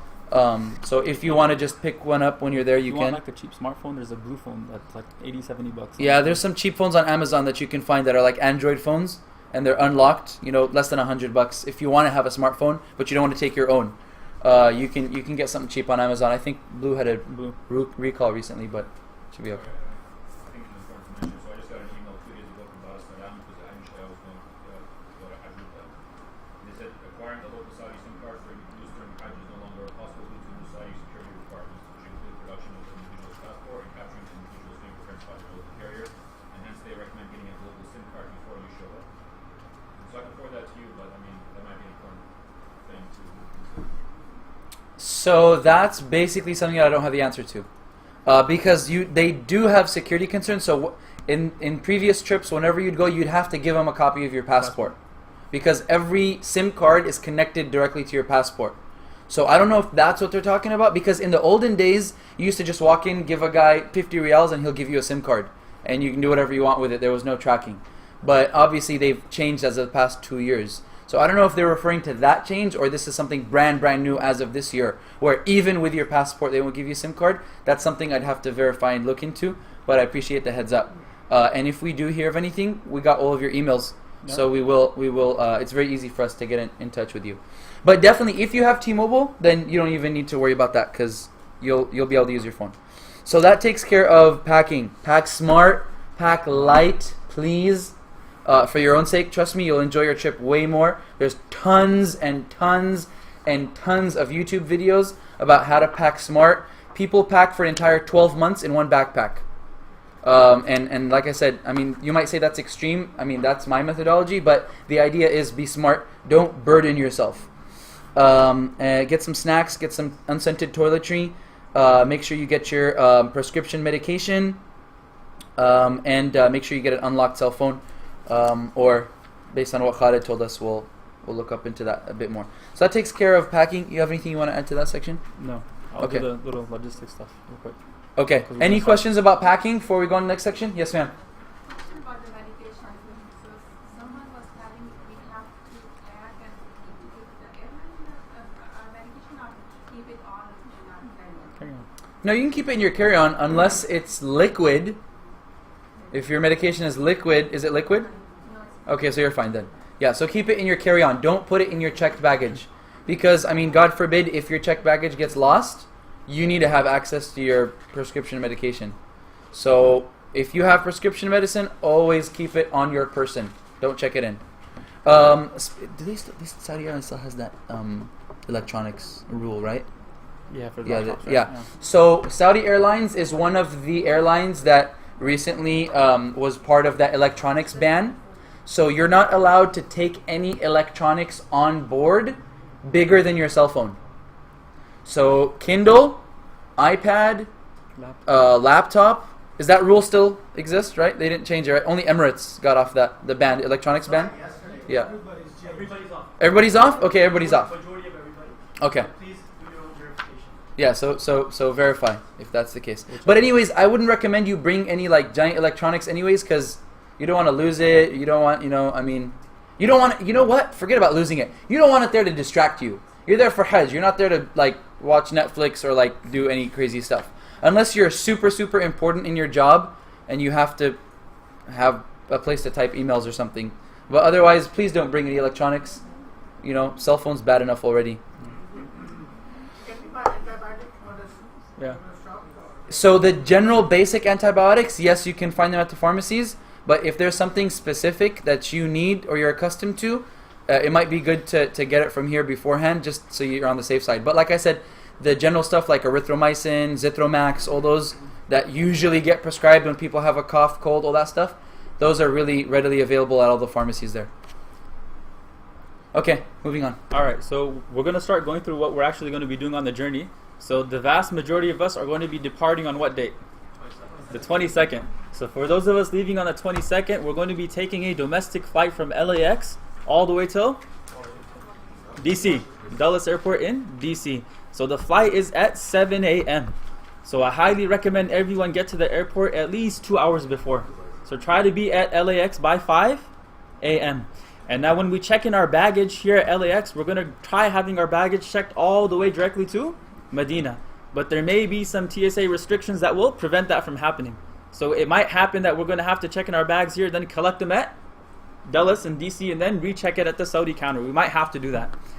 In addition to that, when we're checking in baggage here, since it's a domestic flight, we're going to have to pay $25 per piece. So everyone's going to pay that $25, and then Sister Najwa will reimburse you. So for anyone traveling from LAX to Washington, D.C., we're going to check our baggage in from here. We're going to try getting it checked direct, but TSA might not allow it. If they do, alhamdulillah. If they don't, still alhamdulillah. But you're going to have to pay $25, and then the Hajj company will reimburse you for that $25. All right, so we're going to arrive in DC at 3:01 p.m. All right, go ahead. What's the preferred method to carry money? Preferred what? Way to carry money. Way to carry it? You want to tell them? Would that be acceptable? No, repeat that. Okay, that's a good question. Repeat the question as well. So the question is about how to deal with cash over there. So that's a good question. There's a couple things to keep in mind. The first thing is, how much cash should I take? That's the first thing. And this is a difficult question to answer because it all depends on how much shopping you plan to do. And I hope not too much. So yeah, that depends on how much shopping you're going to do. But generally speaking, so in the hotel we're going to have breakfast and dinner. You're going to have breakfast provided for you at the hotel and dinner provided for you. So you're not going to need to buy those. There is no lunch provided. So if you're someone that has to have your 3 meals, you're going to have to go and buy lunch. From my experience, breakfast is so overwhelming and dinner is so overwhelming, you're not even going to be hungry at lunchtime. But you know what? Different strokes for different folks. So if you want to get lunch, you're going to have to go and buy your own lunch. That's why I also recommend getting some nice snack bars or protein bars. And I found that just in your hotel room, a nice green bar with a bottle of water, you're pretty much good to go until dinner time. Plus, a lot of people are sleeping during lunchtime because it's so hot outside anyways. But if you want to go buy, so factor that in. An average meal might run you about, what would you say, like 30 riyals, 30, 40 riyals, maybe, and that's a good, proper meal. So you're looking at about, the exchange rate is 3.75. 3.75 riyals is $1. Now, when you go to exchange currency, they're obviously not going to give you the exact exchange rate, so they exchange at 3.73. 3.73. That's most of the cash exchange places. And there's tons of them, very easy to find. And with each of our hotels, there is one very close to our hotel that we will direct you to once we have boots on the ground. So don't exchange your money before going, because you're going to get a really bad rate. Don't exchange your money at the airport when you first land, because you're going to get a lower rate. And don't exchange your money at the hotel front desk. All of these places, they're going to rip you off big time. They're going to give you like 3.68, 3.67, etc. So it's not a good rate. So there's designated cash exchange, money exchange places, right next to the hotel. Yeah, right next to the hotel. It's usually 3.73. That's usually what it is at Hajj time. So that's pretty good. I don't know, $1,000. You shouldn't need more than that. I mean, unless you're planning to do an exorbitant amount of shopping. Now, if you don't want to carry cash at all, can you use your debit card? Yes, you can. But keep in mind, depending on your bank, you will be charged a fee to pull out, to use an ATM that's not yours.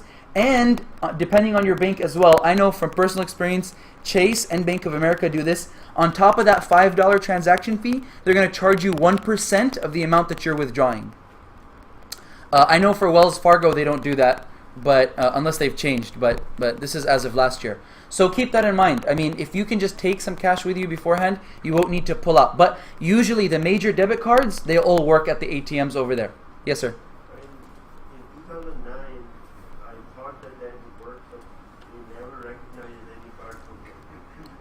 Yeah. It was like foreign to them. Yeah, 2009 is a long time ago. So I lived in Saudi Arabia. I lived in Medina from 2010 to 2016, and I used my American debit card all the time. I used Wells Fargo, Chase, and Bank of America, all of them. And also in our previous Umrah and Hajj trips, we've used the debit cards. So again, try not to do it because you're just paying extra fees for no reason. I wouldn't want you to do that. But if you need to, that is available to you. That is something available to you. In terms of carrying your cash, okay, this is very important. Please do not put, and this goes for any valuables, by the way, cash and cell phone, whatever. We're going to give you some drawstring bags that you can put your shoes in, put your janamaz or prayer rug or something inside. Please don't put your wallet or your cell phone in that bag when you're walking around. Personal experience. I had someone in my group, not with this group, but this is many years ago. And she had her wallet, cell phone, everything. She came back to the hotel from the masjid. There was a clean razor cut from the bottom and everything was out. So you're in the holiest place on earth, but there's a lot of unholy people. That's just a reality. So don't put valuables in that drawstring bag. What I strongly recommend is like something that you can hang over your neck or a shoulder, like a small little pouch. Sheikh Norman has one. He really likes it. It makes him feel very special. You'll see him wearing it in Hajj. I personally don't like that because it gets in the way of my arms. What I really like is a fanny pack. I told you, it's not a fashion show. I mean, I know they're disgusting, but hey, they're functional. Especially when you're wearing ihram for the men, because you have nothing on your arms, your back, everything is free. You can move whatever you want. And you got your fanny pack right there. All your belongings, nobody can steal anything from there. It's safe, you're good. Straight up ihram, You can use a belt, you can use a fanny pack, 100%. There's no problem with that. No, it's no problem. It's okay. It's considered like a belt. It's no problem. Even the pouch? There's no problem. Even the no pouch. problem at all. Yeah. There's no problem at all. So that's what I would recommend. Don't put it on your back or don't put it in something, so just be smart, like common sense. Be smart. Be careful. Any other questions about money? Take smaller bills or $20. I mean, it doesn't really matter because you're going to exchange them over there. So you're going to exchange your cash. So they'll take hundreds, they'll take 20s, whatever, Smaller bills get lower rates. Oh, sometimes a smaller bill may get a lower rate. Okay, yeah. This is from the back. Yes, ma'am. You mentioned debit cards. What about credit cards? So, okay, the vast majority of the stores don't accept credit cards. By the way, most of them don't accept any card at all. But I'm talking about using the ATM machine. Some stores now do accept cards. I know a lot of the gold stores do. Some people like to buy gold. Tell the husbands right there. Yeah, so you're all thinking the jokes I'm going to make, so never mind. So I know some of the gold stores accept credit cards, but I would still recommend using cash. I mean, you're dealing with a lot of different transactions. Be careful, Be careful, be smart about it. Some of the big stores, they do accept cards. So there's like a big store called Bin Dawood. It's like the Walmart of Arabia. They do accept cards as well. My recommendation is to use cash because you can kind of monitor, and you can also, you don't have to change it all at once. So say for example you bring $1,000 with you, you may only exchange 500 because you may not want to use, and then if you run out, then you can go exchange. Because if you end up exchanging a lot of Saudi money and then you want to come back and exchange it to American dollars again, I mean, each time you exchange, you're losing some money right there. So, anything you want to add to that, Sheikh?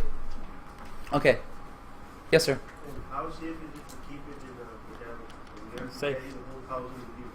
No, you don't need to. So the hotel room has a safe in the closet. The hotel room has in the closet. They have a safe, so you can keep it there, inshallah. When we're going to Arafat, do we have a hotel room? We're gonna get Depends. Depends which package you're in. If you're in the VIP package, you will have your hotel room. If you're in the deluxe package, you will not have a hotel room. But your So luggage your luggage will be safe, but your valuables like cell phone, wallet, those things, you will keep them on your person. Yeah. in the tent? Yeah, you're not going anywhere. You're just sitting inside the tent. It's only us. We don't share the tent with like all. It's just we have our own space just for our group. Talk about that. Mina, is it take your carry on? We'll talk about We'll talk about that, inshallah. Go ahead.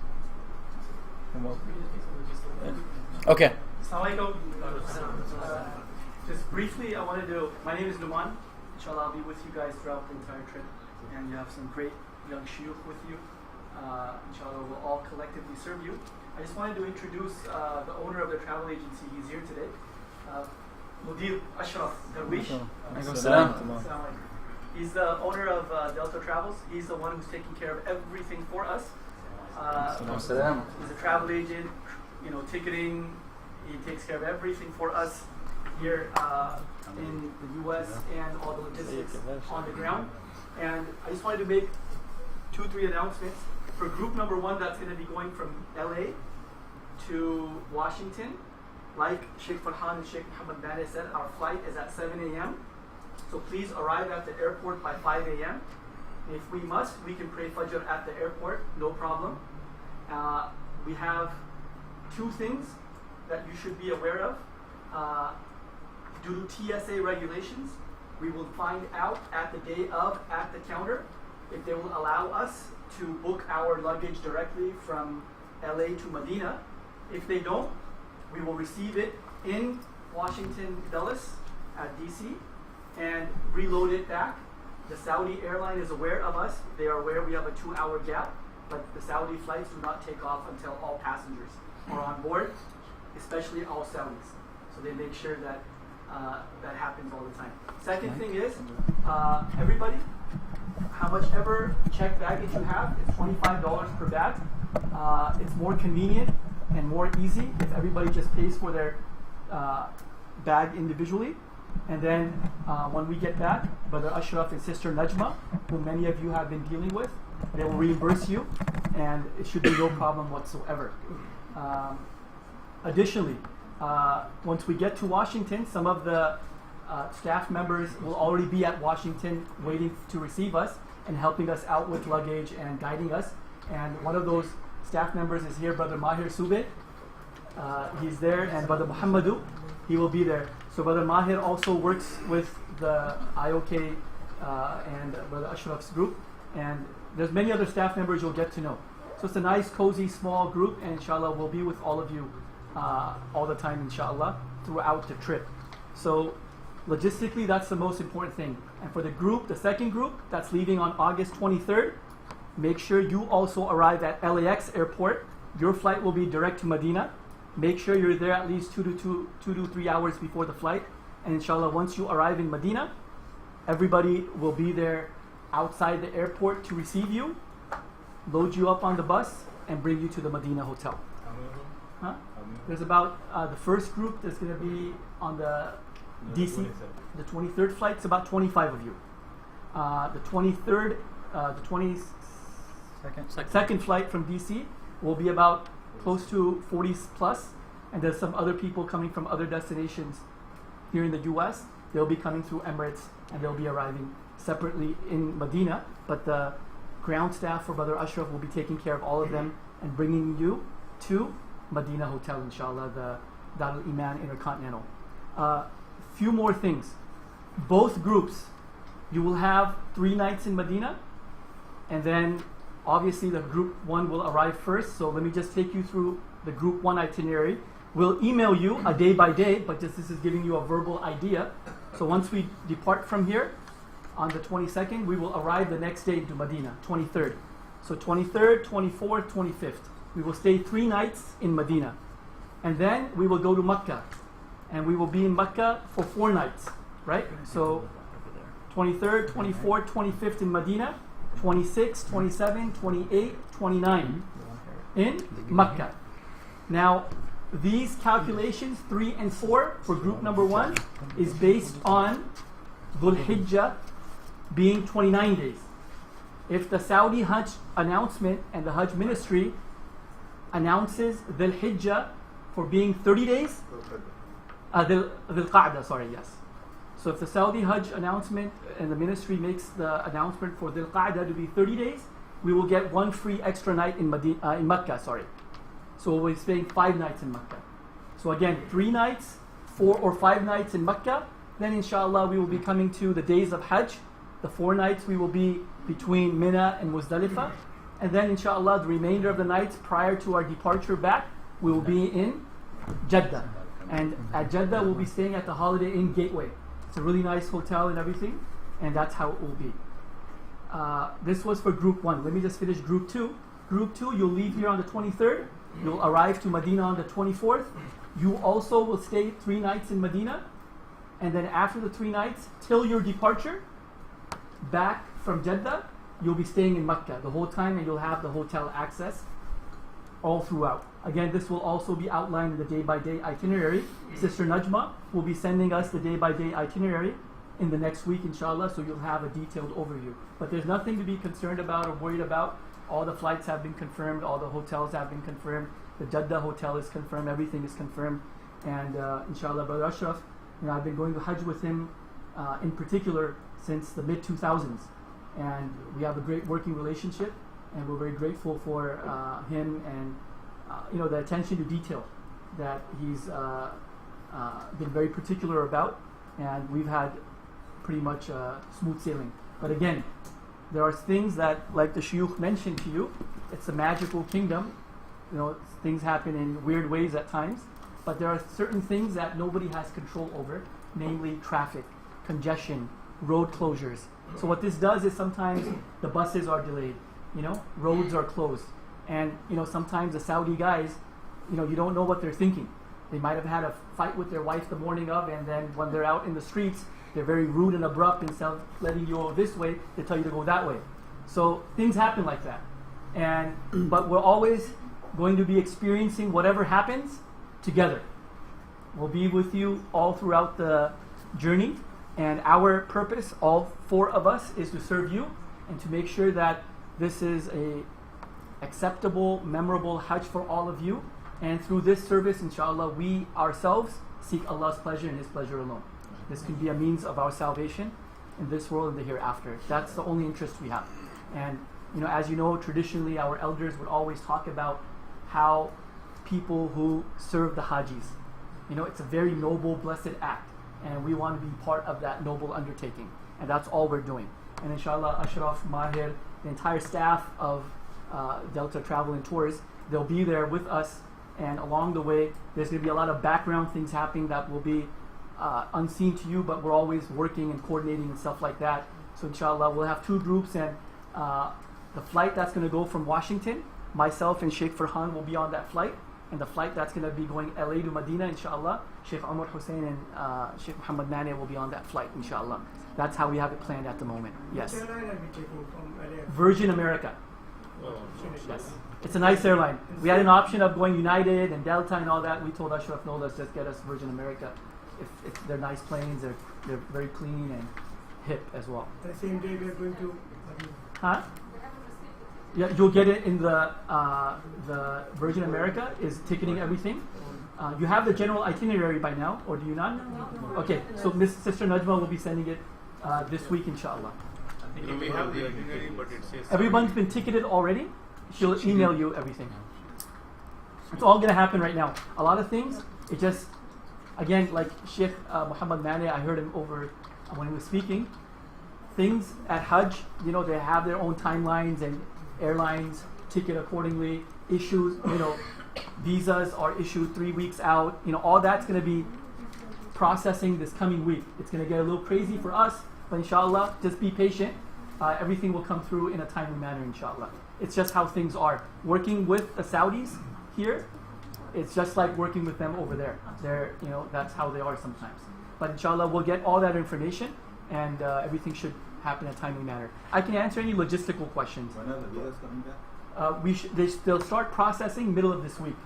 So hopefully the following week we'll have it. And if you don't get your IDs today, you will get them with the passports when we give it back to you, inshallah.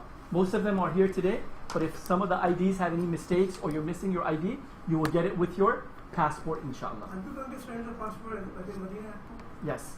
Once we land, the question is, are we going to surrender our passport once we arrive to Medina? The answer is yes. You will not see your passport after you land in Medina. You will surrender your passport. I know it's very uncomfortable and uneasy, but again, that's the Saudi thing. That's how they manage us. And they will only give it back to us prior to our return flight. And during this whole time, please, you will not have your passport. But it's a good idea, though, that you keep 3 copies of your passport along with you the entire time, because you might need it for the SIM card, and you might need it for any other general purpose. And also, it's a very good idea to leave a copy of your passport with your family members here before you leave. And the best practice is to scan it, email it to yourself, email it to your family, and heck, if you want to email it, email it to me too. I'll have a copy of your passport too. You can, Najma has it as well. The 23rd flight on Oman, it said, I have the itinerary, it said Saudi Airlines. Yes. When did it change? No, it didn't change. The 23rd flight is correct. The 22nd flight Is Virgin. Is Virgin. Oh, It's both are Saudi, but the direct flight for the 22nd group is from DC to Medina. The 23rd flight is LA to Medina. Direct. Those flights. And everybody, by the way, is coming back, both groups, on the same flight back. Except if you are going to a different destination other than Los Angeles. If you're going back to Detroit, you'll be coming back on a separate flight to DC and then going to Detroit. If you're coming back to Seattle, you'll be on an Emirates flight that goes to Dubai, then onwards back to Seattle. It all depends what your final destination is. But if your outbound destination is Los Angeles, whether it's on Saudi or Virgin America, your return flight will come back also to Los Angeles via Jeddah, direct flight. Yes, it's a direct flight. The return flight is direct, yes. Are we getting our passports back today? No, the passports are with the travel agency. I didn't think so. I didn't think so either. So the travel agency, the Saudis, are not yet prepared. They haven't opened up the visa processing. It's waiting at Ashraf's office, which is, I think, down the block. We're on the same block as the Saudi consulate. And once it opens, we're hoping it's going to open Wednesday. It's open already. They're giving visas already. But the thing is, every group, because we have like 6 or 7 groups leaving on different timing.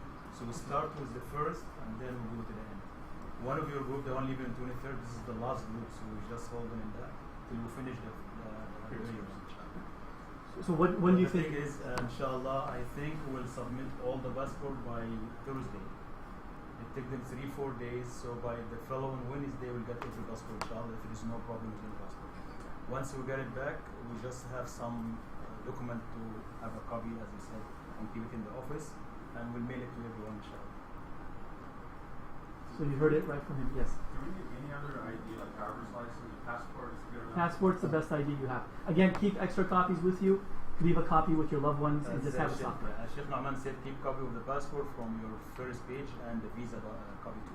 Yeah. Because you will need that during you need the same card, you need to buy something. So have copies of 2 things. Your information page on the passport, which has your picture, date of birth and all that. And he said also make a copy of the Hajj visa page as well.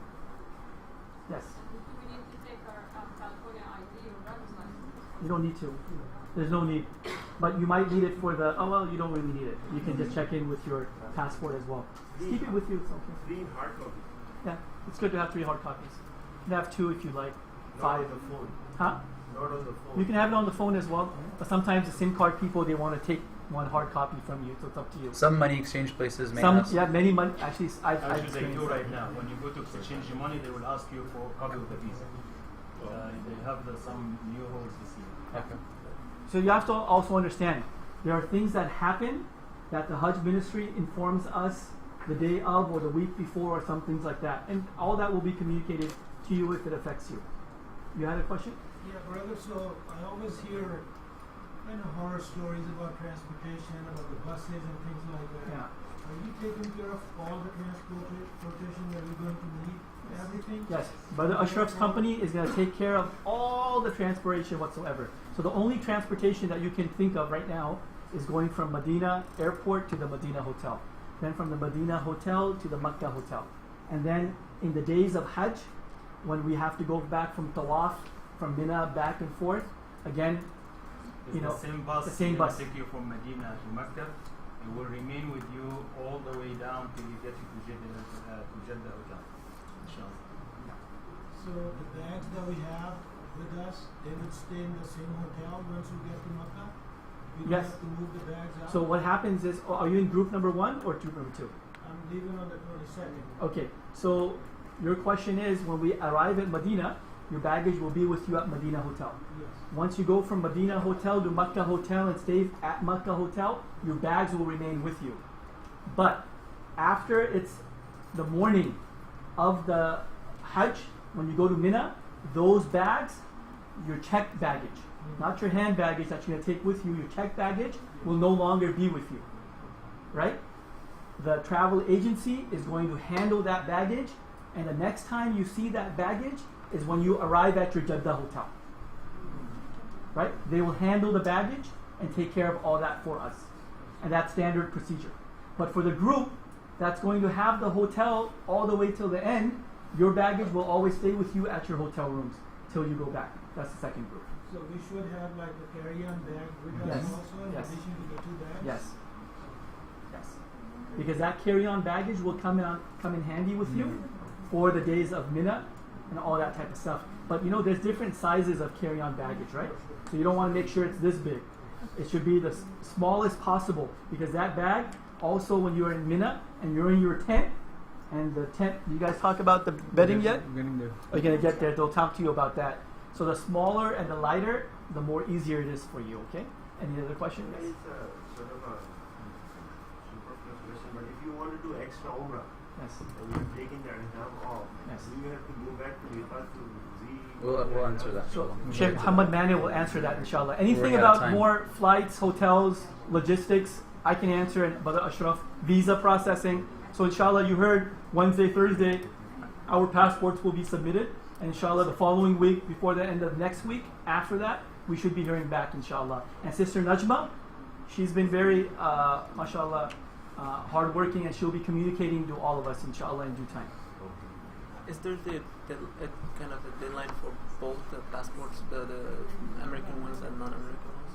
No, we don't face that problem anymore. Now the system is updated. Once you get the passport, it's 2-3 days to process it. So whether you have whether you're a green card or a U.S. passport, processing time, Ashraf is The only problem it faces either American passport or foreign passport is the scan of the language. This is the only problem. But we have global entry, then we need to tell you ahead of time. Global entry in your return. On the return, you have nothing to worry. You just when you arrive, you go in your direction. We don't need to inform. No, yeah. You just, once you arrive back in LAX, you just go in the global entry line. Once we land back in LAX, everybody is on their own then. You mentioned about the hotel for the one that we're leaving on 22nd. Yes. After when the Hajj starts, and Yes. then from then on, you will be in Mina and Muzdalifah And back in Mina. back and forth. That's and, it. And then on the 12th, Yes. when you're coming back, you are going to go back to Jeddah on the same day. No, so on the 12th, after we are done with, I'm just handling and answering the logistic aspect of it. Right. On the 12th, when we're done the stoning, we're going to come back to Makkah for enough time to do Tawaful Wida. We're going to jump off the bus, do Tawaful Wida, jump back on the bus, and go straight to Jeddah. The group one. Yeah, the group no one. hotel in The hotel you're gonna stay in before you move to Hajj Manasik, the Manasik time, which is called Conrad Hotel. Conrad. It's right by the Haram. We're gonna have an arrangement for your bus to drop you there and wait for you there 3 to 4 hours. Go finish your tawaf and come back to the same spot to eat. And the luggage in that hotel. The luggage will take care of it. We'll pick it up from you on the 8th and we'll give it to you on the jet. We'll explain that right now, day by day. 8, yeah. So Hotel names you mentioned, sir? The one in Mecca? Conrad Hotel. Shaykh, we're running out of time. You know what I think? Okay. Yeah. One question about about seating arrangement. These three are going. I'm not going. So can they sit together or they can be separately or The room? seated The rooming? in the plane? We have no control on the seating in the plane. They block us to deal with this. So inshallah, when you go to the airport, give them your request and they will work on it. That's all airline stuff. Did you have? No, I was wondering if they have to wear ihram for tawaf without. No, they'll answer that question. Okay, any other questions for myself or Brother Ashraf? Yes. What time does the flight land on September 6th? On September 6th? 11 a.m. 11 a.m. So we're going to leave like 5 a.m. on the 6th and we're going to arrive on the same day, 11 a.m. here. So after we pray Fajr, we're going to pray Dhuhr in LA, inshallah. All right? And group 1 Yes. come back on what day? September Same. 6th. Same. Yes. Return is the same for everyone. Both groups, they will be in the same flight coming back. Jazakumullah khair, inshallah. I'll let the shuyukh continue.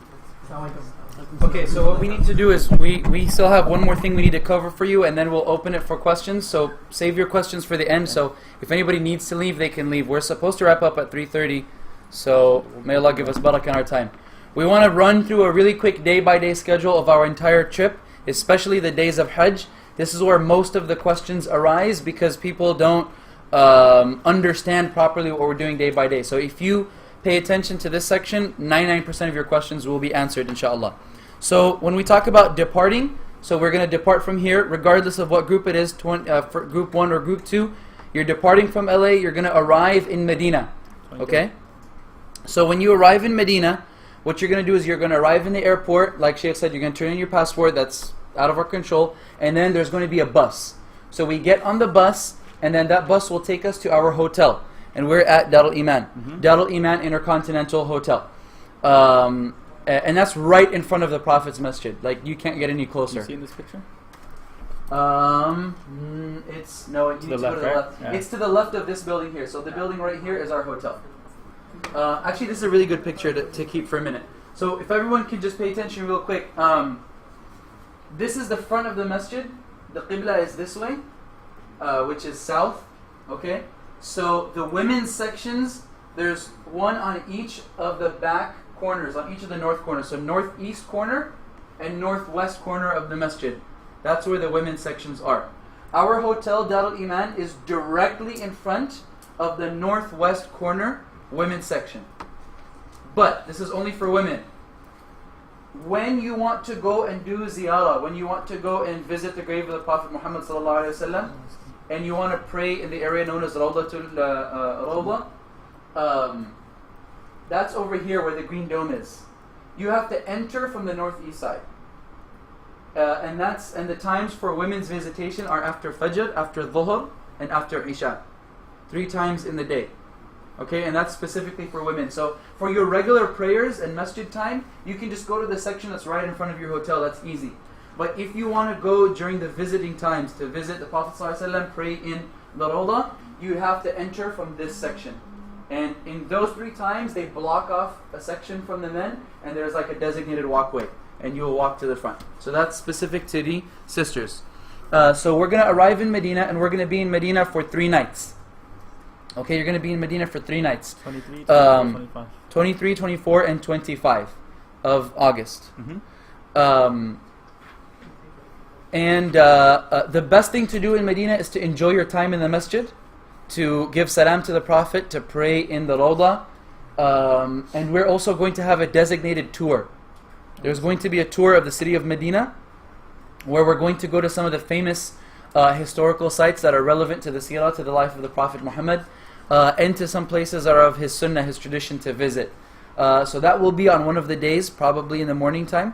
So that will be a highlight of your Medina stay, and inshallah of your entire trip, bi'idhnillah, if we can make it so. So that's what we're doing in Medina. So you want to maximize your preparation for Hajj in terms of getting in the zone, getting accustomed to worship, figuring out the culture. Medina is beautiful because no matter how crowded it is, it's still relatively calm and peaceful. So it's pretty nice. It does get a little bit hectic when you're going to the Rawda and you're going to visit the Prophet's grave, sallallahu alaihi wasallam. That definitely gets hectic because a lot of people in a very small space. So again, just like what we said before, You just need to be prepared for that mentally, and just understand that people they get very emotional and they act in a very inappropriate way. It's ignorance, lack of knowledge, and too much emotion. And you put those two together, you end up with a bad combo.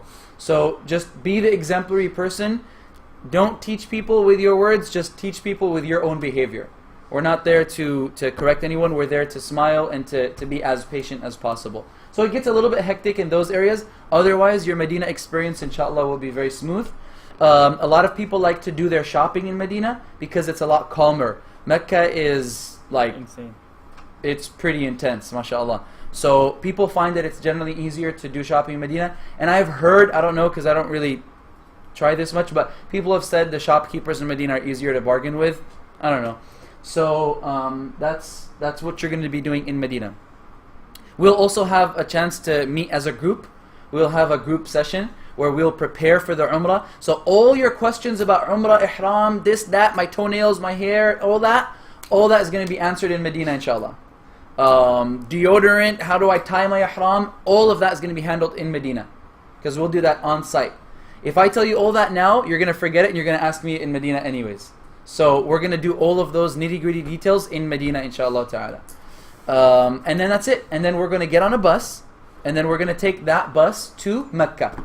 That bus ride is approximately 7 to 8 hours, give or take, depending on the traffic and depending on the checkpoint. It could be less than that, but just be prepared. It's usually an average of about 7 hours. And it's going to be like a coach bus. So you'll be able to rest back in your chair and sleep and whatnot. And we will make a stop if necessary, bathroom, pick up some snacks if need be, all of that. We're entering Ihram before getting on. Yeah, but you're going to be entering in Ihram.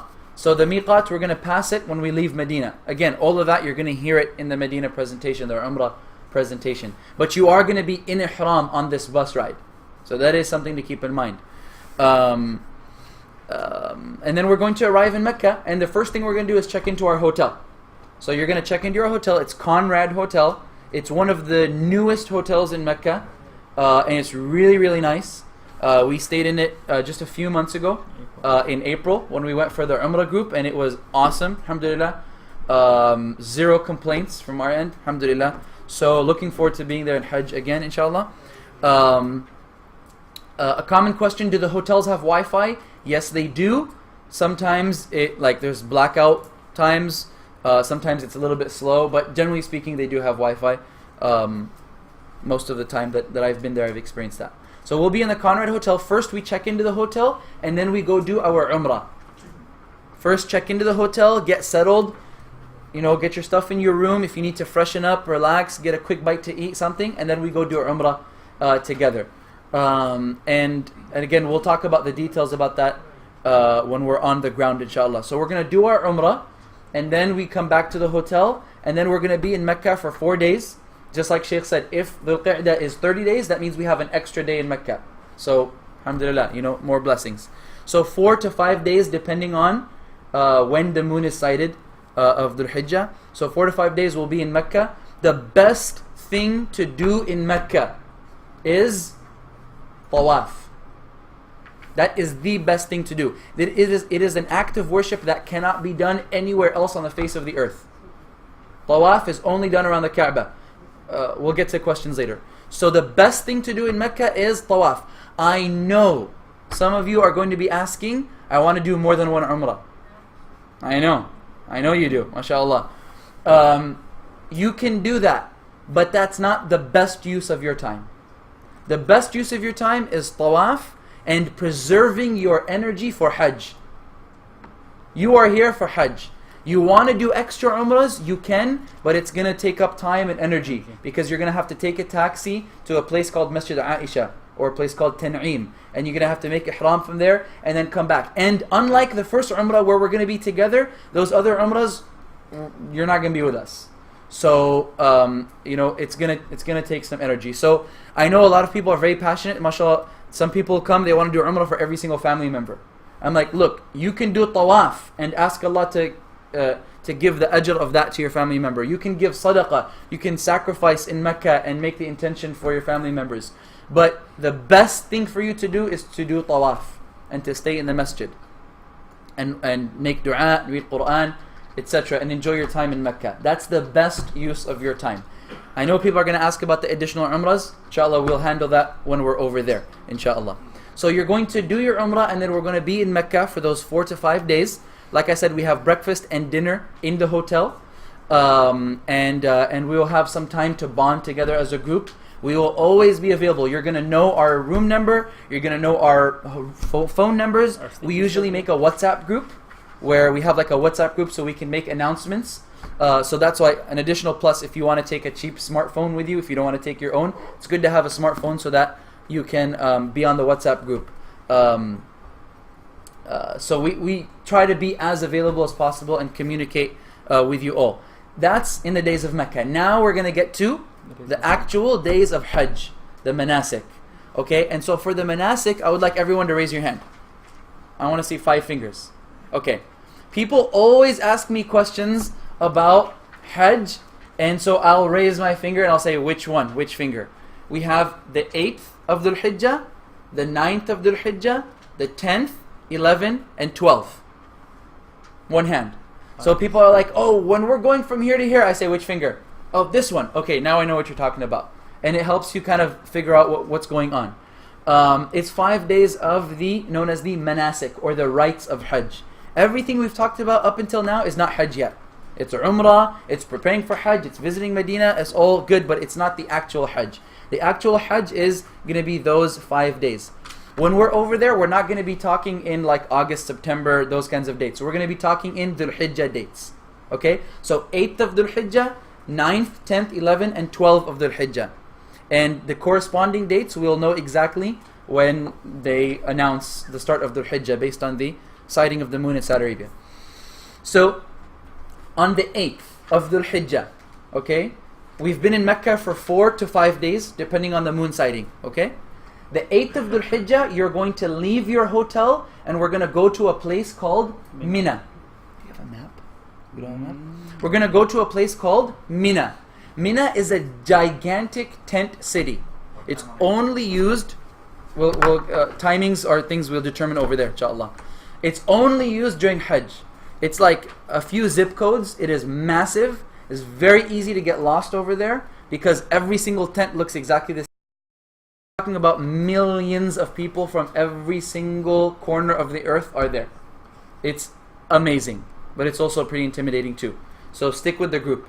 So the 8th, we're going to go to Mina. We're going to be in this tent. Now when we say tent, we don't mean like tent, like pitch a tent with like tent stakes and things like that. It's canvas, yeah, it's not a brick building, but it does have air conditioning. They lay down, carpeting on the ground. So it is quite comfortable, alhamdulillah. And we're going to be in Mina on that 8th, okay? It's known as Yawm al-Tarwiyah. We're going to go to Mina on that day. You're going to re-enter into the state of Ihram. So you did Ihram the first time for Umrah. And then after you finish Umrah, you're out of Ihram. You're going to put your regular clothes on, your underwear, you're going to be relaxed, no problem. You want to spray cologne for the men, you're all good for that. On the 8th, we go back into the state of Ihram. For the men, you're going to wear those towels and nothing else. And then the general prohibitions of Ihram that Shaykh Farhan told you about, we're going to go back into that state. Okay? And we're going to spend the night of the 8th in Mina. In the tent city of Mina. We're going to have our own tent together. There's food provided over there. There's cold drinks. There's bathrooms over there. Now again, the bathrooms over there are shared amongst us as a group. When you're in your hotel, you have your own bathroom in your room. You're only sharing it with your roommates in the hotel room. Once we go to Mina, okay, you are now sharing the bathroom with the rest of the people in the tent. There's a women's bathroom, men's bathroom. So there's going to be lines. When you want to go to the bathroom, you want to avoid busy times because there's always going to be a lineup of people there. There might be like several stalls, but then there's going to be more people than the number of bathroom stalls. So you want to prepare ahead of time. You always stay away from times when people will crowd the bathroom. So if it's like time for salah, for example, dhuhr prayer, let's pretend we pray dhuhr at 1 o'clock. Don't go to the bathroom at 12:30. You're just going to be standing in line for a long time. Go to the bathroom at 11 o'clock, 11:30. if you need to use the bathroom. I'll mention a pro tip. Remind me to mention the water bottle pro tip. So that's Mina. We're going to spend the night of the 8th in Mina. The next day, the 9th, is the most important day of your life. And that's the day of Arafah. And that's the day we're going to go to Arafah. We're going to leave early in the morning. Okay? We're going to leave early in the morning. And we're going to go to a place called Arafah. Okay? It's past. We're going to leave Mina. We're going to get on the bus. And we're going to go to this place known as the plain of Arafah. Arafah is also a huge place. Also a lot of tents. But it's not as permanent as Mina because we're only there for one day. We don't spend the night there at all. So it's still going to be a tent, air conditioning, and then carpets on the ground, and that's it. Okay? You're going to have food. The meals will be provided for you in Mina. Breakfast and lunch, snacks, cold drinks, all of that is going to be for you in Arafah. But you're not going to stay there for a long time. We're only there for the daytime. Meaning, you don't need to take all of your stuff with you. We're going to give you a drawstring bag. I mean, you're not going to need much more than that. Maybe a backpack if you need to keep some extra stuff with you. But we're only going to be in Arafah in the daytime, and then we spend the night in Muzdalifah, and then the very next morning, you're back in your tent in Mina. So if you take a carry-on, or like a big backpack for the 5 days of Hajj, when you go on the 9th, you only need to take a small backpack. Okay, and we'll talk about what you need to pack. You need to pack basically... it'd be good to have an empty water bottle, and I'll get to that inshallah. You're gonna need like a light sheet, that you want to sleep on in Muzdalifah, or you want to pull over yourself when we're in Muzdalifah. I take a really small blow-up pillow. That's what I do personally. Some people just put their bag under their head, and that's fine for some people. I take one of those little, it folds, it's like the size of my phone, and you blow it, it's a nice little pillow. It's pretty comfy. I like it. So I'm just giving you ideas for things. You don't have to take change of clothes. You might want to take some wet wipes, because you want to wipe. You're not going to want to take a shower. Anything else? Maybe a bag to put your stones in. You're going to be collecting stones. Some snacks. You want to keep some snacks, some bars in there. Also, if you're going to take a cell phone, I strongly recommend that you get a battery pack. Get a battery pack. There's a ton of companies out there. You can just look on Amazon. The one that I use is an Anchor. It's one of the most famous battery pack companies. They all pretty much do the same job. Anchor is pretty good. I have a big one. If you're just charging your phone, you can look for something that's like 10,000 to 12,000 milliamp hours. That should be good enough to charge your phone a couple of times. And because when we're in Arafah and Muzdalifah, you're not going to have access to outlet. We'll get to questions inshallah. So you want to get like a little battery pack, okay, to charge your phone. So that's pretty much what you want to carry. A light sheet, some wet wipes, your medicine, a battery pack, an empty water bottle that I'm going to tell you about, pro tip. Maybe a Ziploc bag or another water bottle to put your pebbles in. You're going to collect pebbles in Muzdalifah. That's pretty much all you need to pack. The rest of your stuff, you can leave it in Mina. Change of clothes and all that. You don't need to take that. Your carry-on luggage. Your carry-on luggage, you leave it in the tent in Mina. No one's going to come into your tent in Mina. It's going to be there. Don't leave like super crazy valuables. I mean, don't bring super crazy valuables to begin with. But don't leave super valuable stuff in Mina just to be on the safe side. But inshallah, everything will be safe. We've never had any bad experiences up to date. We'll get to questions. So 8, we go to Mina. You enter Ihram, you go to Mina. 8 at night, we spend the night in Mina. The 9th in the morning, we go to Arafah. Okay, you're going to spend the day in Arafah. 9th at night, we are going to go to Muzdalifah. Muzdalifah is, there's nothing there. There's no tents. There's no nothing. We're only there for a few hours. We're going to go there after Maghrib, after Maghrib, and we just spend the night there. And then we pray Fajr, and then we go back to Mina. So you're only there for a few hours, and the sunnah is to sleep. Not to do Qiyamul Layl, not to do, I don't know what else you want to do. The sunnah is to sleep, okay, in Muzdalifah. And that's pretty much all that there's going to be to do over there.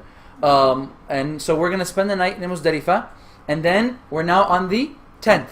We're going to go back to Mina that morning. Early that morning after Fajr, we go back to our tent in Mina. And now you can do a few things. You're going to, we're going to do the stoning. We're going to do one stoning. We're going to go do that as a group. I know people have heard horror stories about that in the past, stampedes and people dying and things like that. I'm happy to tell you the easiest part of Hajj is stoning.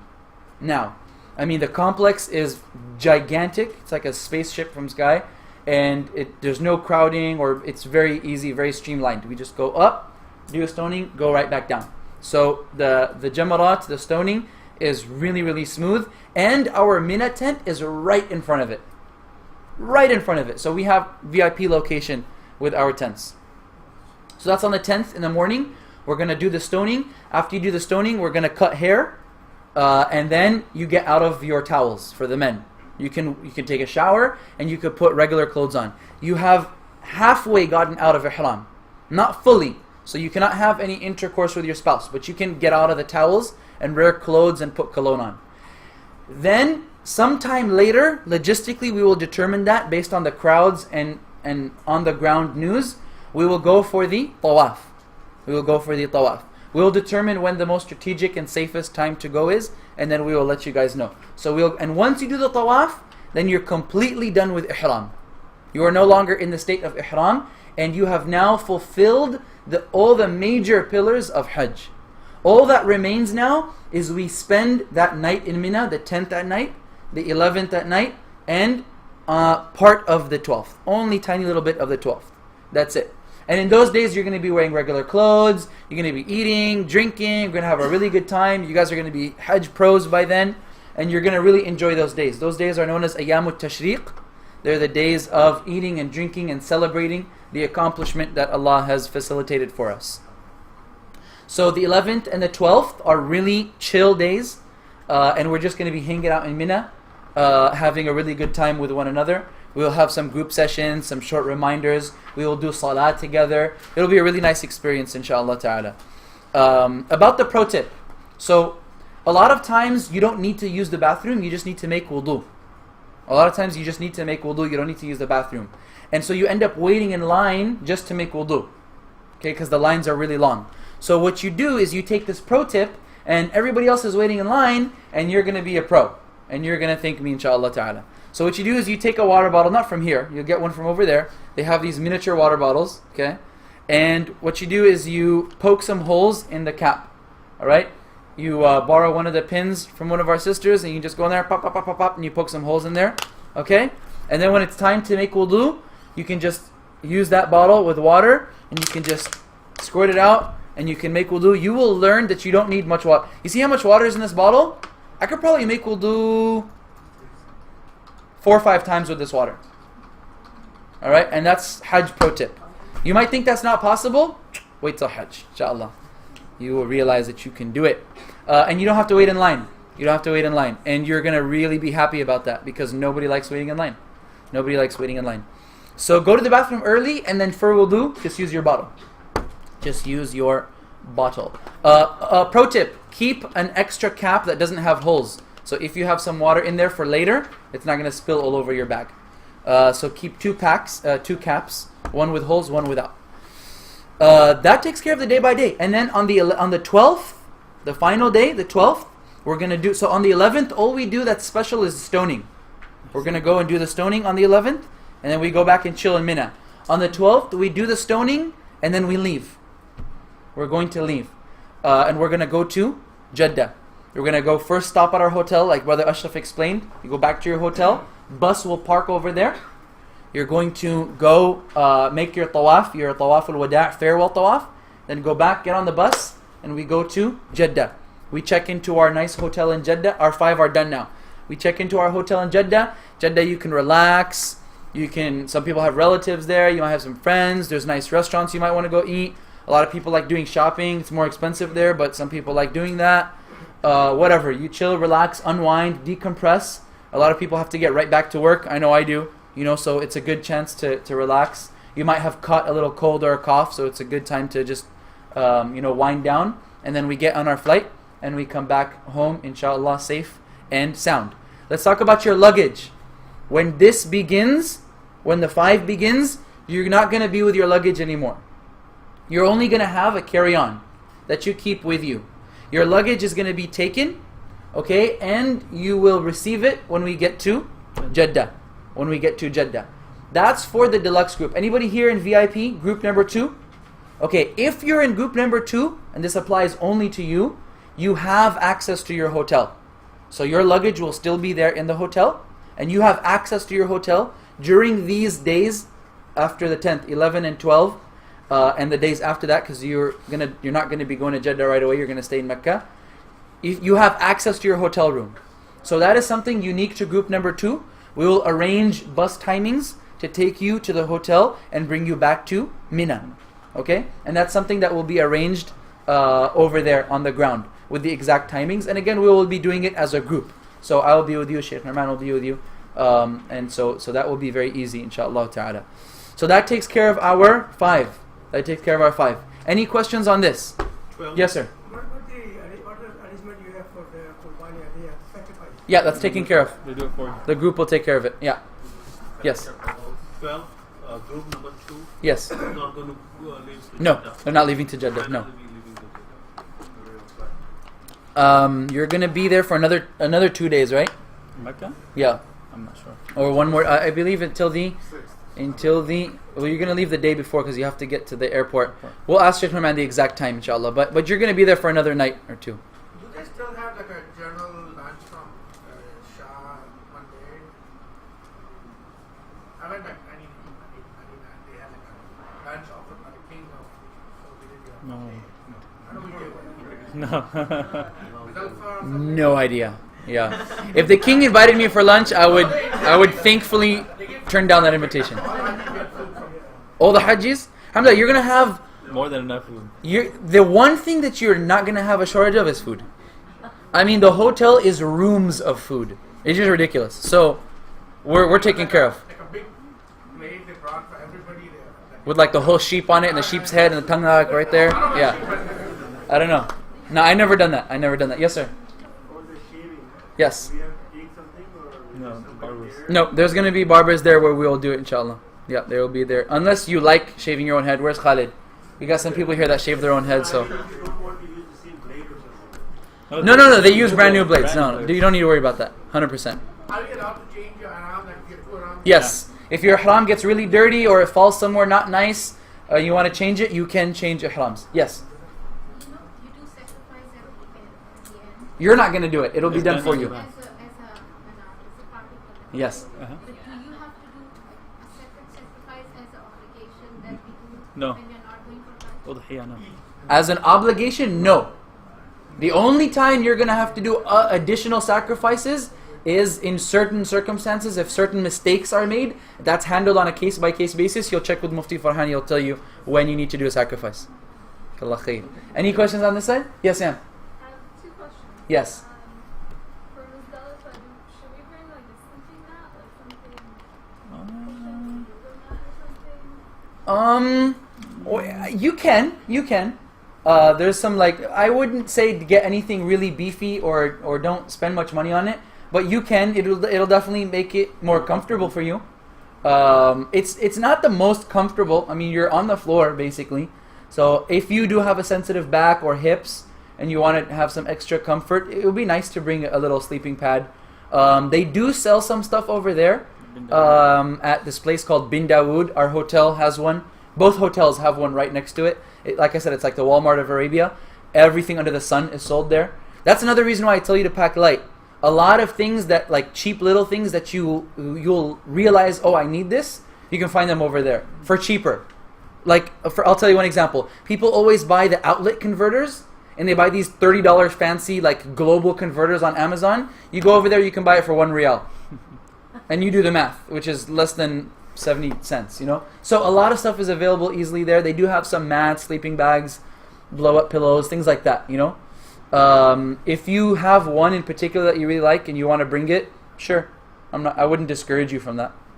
Make sure whatever you do bring, it fits in your carry-on. Well, it's got to fit in a smaller bag than a carry-on, because you're not going to take your whole carry-on when you go for Arafah and Muzdalifah. It's just going to be a backpack. And your second question? On 11, should we try to go to do the walk? On the 11th. Or? Like extra tawafs? Yeah. Because all we're doing on that day is Stoning. Yeah. Kind of go So that's going to be a little bit tricky, just because probably as a group we will not be leaving the Mina area. So that's kind of something that we'll have to assess when we're on the ground and see how crowded it is. More than likely you're probably going to have to either take a taxi or walk.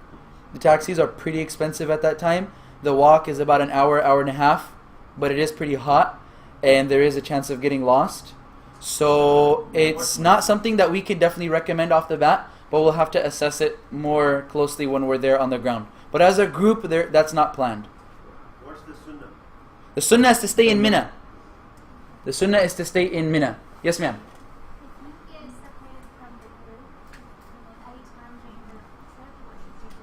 So that's a really good question.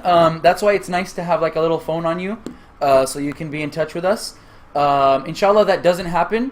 And from our experience, it has not happened unless somebody chose to do so, and they always regretted it. So if you stick with the group, you should be fine, inshallah. When we go for the Umrah and stuff, we set up a buddy system, and then we also can we'll show you how the hotel is in relation to the masjid. So if for any reason you do get lost, it'll be easy for you to make your way back to the hotel. And then we can do some little things like set up little meeting points and things like that. Also, when you're in Mecca and Medina itself, not like the days of Hajj, but when you're in Mecca and Medina, it's really hard to get lost, because all there is really is the masjid and your hotel, and the masjid's huge. So you might feel like you get lost, but you just ask one of the cleaning people, where's the exit, or you ask a cop, where is this hotel? The hotels we're in are very prominent, big hotels. So it will be fairly easy if you get lost, God forbid, to make your way back to the hotel. And then the days of Hajj, those 5, we're pretty much together all the time. So unless you separate, it's pretty much impossible for you to get separated from the group. And inshallah, you'll have a phone or something. So God forbid, if that happens, it'll be pretty easy to get back in touch with us. Communication, can you tell us? I know that a lot of people, they say that they don't speak English or don't understand English. So in terms of who you want to communicate with? If you need any help, not from our group, but outside. Yeah, so what language do you speak? That's it? Only English? Yeah, and Bengali. So do you speak Bengali? Yeah. Do you speak Bengali? Okay, it's easier for you to talk Bengali than English over there. There's a billion Bengalis over there. Yeah. Seriously. We're all coming with you shopping, bro, because they're all Bengalis there. You better hook us up, man. Yeah. The question was communicating with other people external to our group. Is there a language barrier? Keep in mind, English is one of the most common languages. A lot of the cops speak English. Many of them don't. Urdu, Bengali, Hindi are more common than English over there. So it's fairly easy. It shouldn't be too big a problem. Yes, sir. What time is the tentative time for Umrah? When you will be making tawaf? No clue. We can't tell you that right now. It all depends when we arrive. It all depends how long the bus trip takes, how long at the checkpoint. I mean, there's so many variables to that. There's no way I'd be able to tell you a time right now. There's no way anybody would be able to tell you a time. But generally speaking, it'll be at night. It'll be at night. I mean, we always try to do it not in the daytime because you have the sun and the heat. So we try to make sure we do it at night. Yeah, and we always tell everybody that any situation is always fluid. We can decide to do something now, but because of information we might know about traffic or some circumstance that happened, so always be fluid. It's a fluid situation all the time, and because of the fluidity, we will improvise. But we will always communicate and make sure, from the best of our abilities, we are able to exchange information, and we hope that you will be patient and trust our judgment, inshallah. Before the second group, can we stay till the 13th of Dhul Hijjah in Mina? You can do whatever. We can get back to you on that one. But usually, 13th of Dhul Hijjah, if you want to stay there and all that type of stuff, it gets kind of not too. It's pretty empty, yeah. It's pretty empty, and it might not be maintained. Okay. But again, we can improvise and get back to you on that one. But that is a sunnah, right? I mean, both are. Both are sunnah. Yeah. But you have naturally more reward, I guess. You can. No. Explicitly mentioned in the Quran that both are options for you. Allah says, whoever hastens and leaves on the 12th, there is no sin or issue or reduction in. It could be, but I would say it's wiser for you to stick with your group. Oh, take that as a principle. Always stick with the group. with your group. Don't leave the group for an opportunity of getting some other optional reward for something that is not necessarily recommended at that time.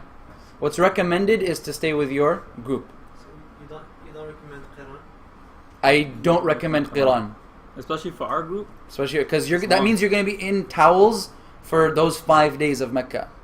Unless you really enjoy it. Is that a lot of separation from the group? There's no separation. It's just discomfort. You're going to be in ihram for like 7 days, 8 days. You know, another thing, we're going to try to do programs throughout our stay in Medina and Mecca, but please understand that sometimes in Mecca, doing group gatherings is extremely difficult because, in fact, it is something that is prohibited by the Saudi government, because if you gather 20, 30 people together, the king thinks that you are planning to overthrow him. So they don't like that at all. So group gatherings in Mecca might not happen at all. But yet, inshallah, we will have our WhatsApp groups and we will communicate with one another. In Medina, it is a little bit calm and easier. But in Mecca, we've had undercover people approach our gatherings before and telling us to disperse in 5 to 10 minutes. Or they will be subject to consequences. Or they're going to send him to jail. Yeah. Whoever's giving the talk is going to get locked up. Oh, you guys get to go do Hajj. So there are a lot of these types of sensitivities that they think that, these type of things exist. Is there a But if you do, also? if you do have a question, No tour in Mecca. Because all the places we're doing. Oh, yeah, that's Umrah. No, there's no tour in Mecca. Umrah, there's a tour of Mecca, but the places we're supposed to tour in Mecca, we We're will there actually anyways. be there ourselves. Yeah, during good the point. days of Hajj. Very good point. But there's a tour of Medina, because when you go for Umrah and you tour Mecca, basically what you do is you go to Mina, you go to Arafah, you go to Muzdalifah. The only other place you go, again, there's no virtue for going, but it's the historical significance. You can go to the cave of Hira or go to the cave of Thawr. But movement in Mecca by bus or car is extremely difficult during the days of Hajj. You might go, but you might not be able to come back because of road closures and stuff. But if you want to go on your own, you are free to go. But as a group in Mecca, there is no tour because we'll be going to majority of those places as part of our Hajj journey, as it is. Don't get lost. But don't get lost. See, again, somebody was asking about getting lost. If you seek to do something on your own, chances is you will get lost, right? That's just the way it is. But going to go pray in the masjid and come back, we will give you guys vantage points and that this is King Fahd door, this is the King Abdul Aziz door, our hotel is here, this. It's pretty simple. Again, unless you're seeking to get lost, you won't get lost, inshallah. Yes. So we're not going to overthrow the king? In fact, we'll be praying for him, The Khatib, he makes dua for him. The Khatib there. We make dua for all our leaders. Inshallah, I think you guys are in good hands, I mean, I've been doing this since early 2000s, since probably 2003.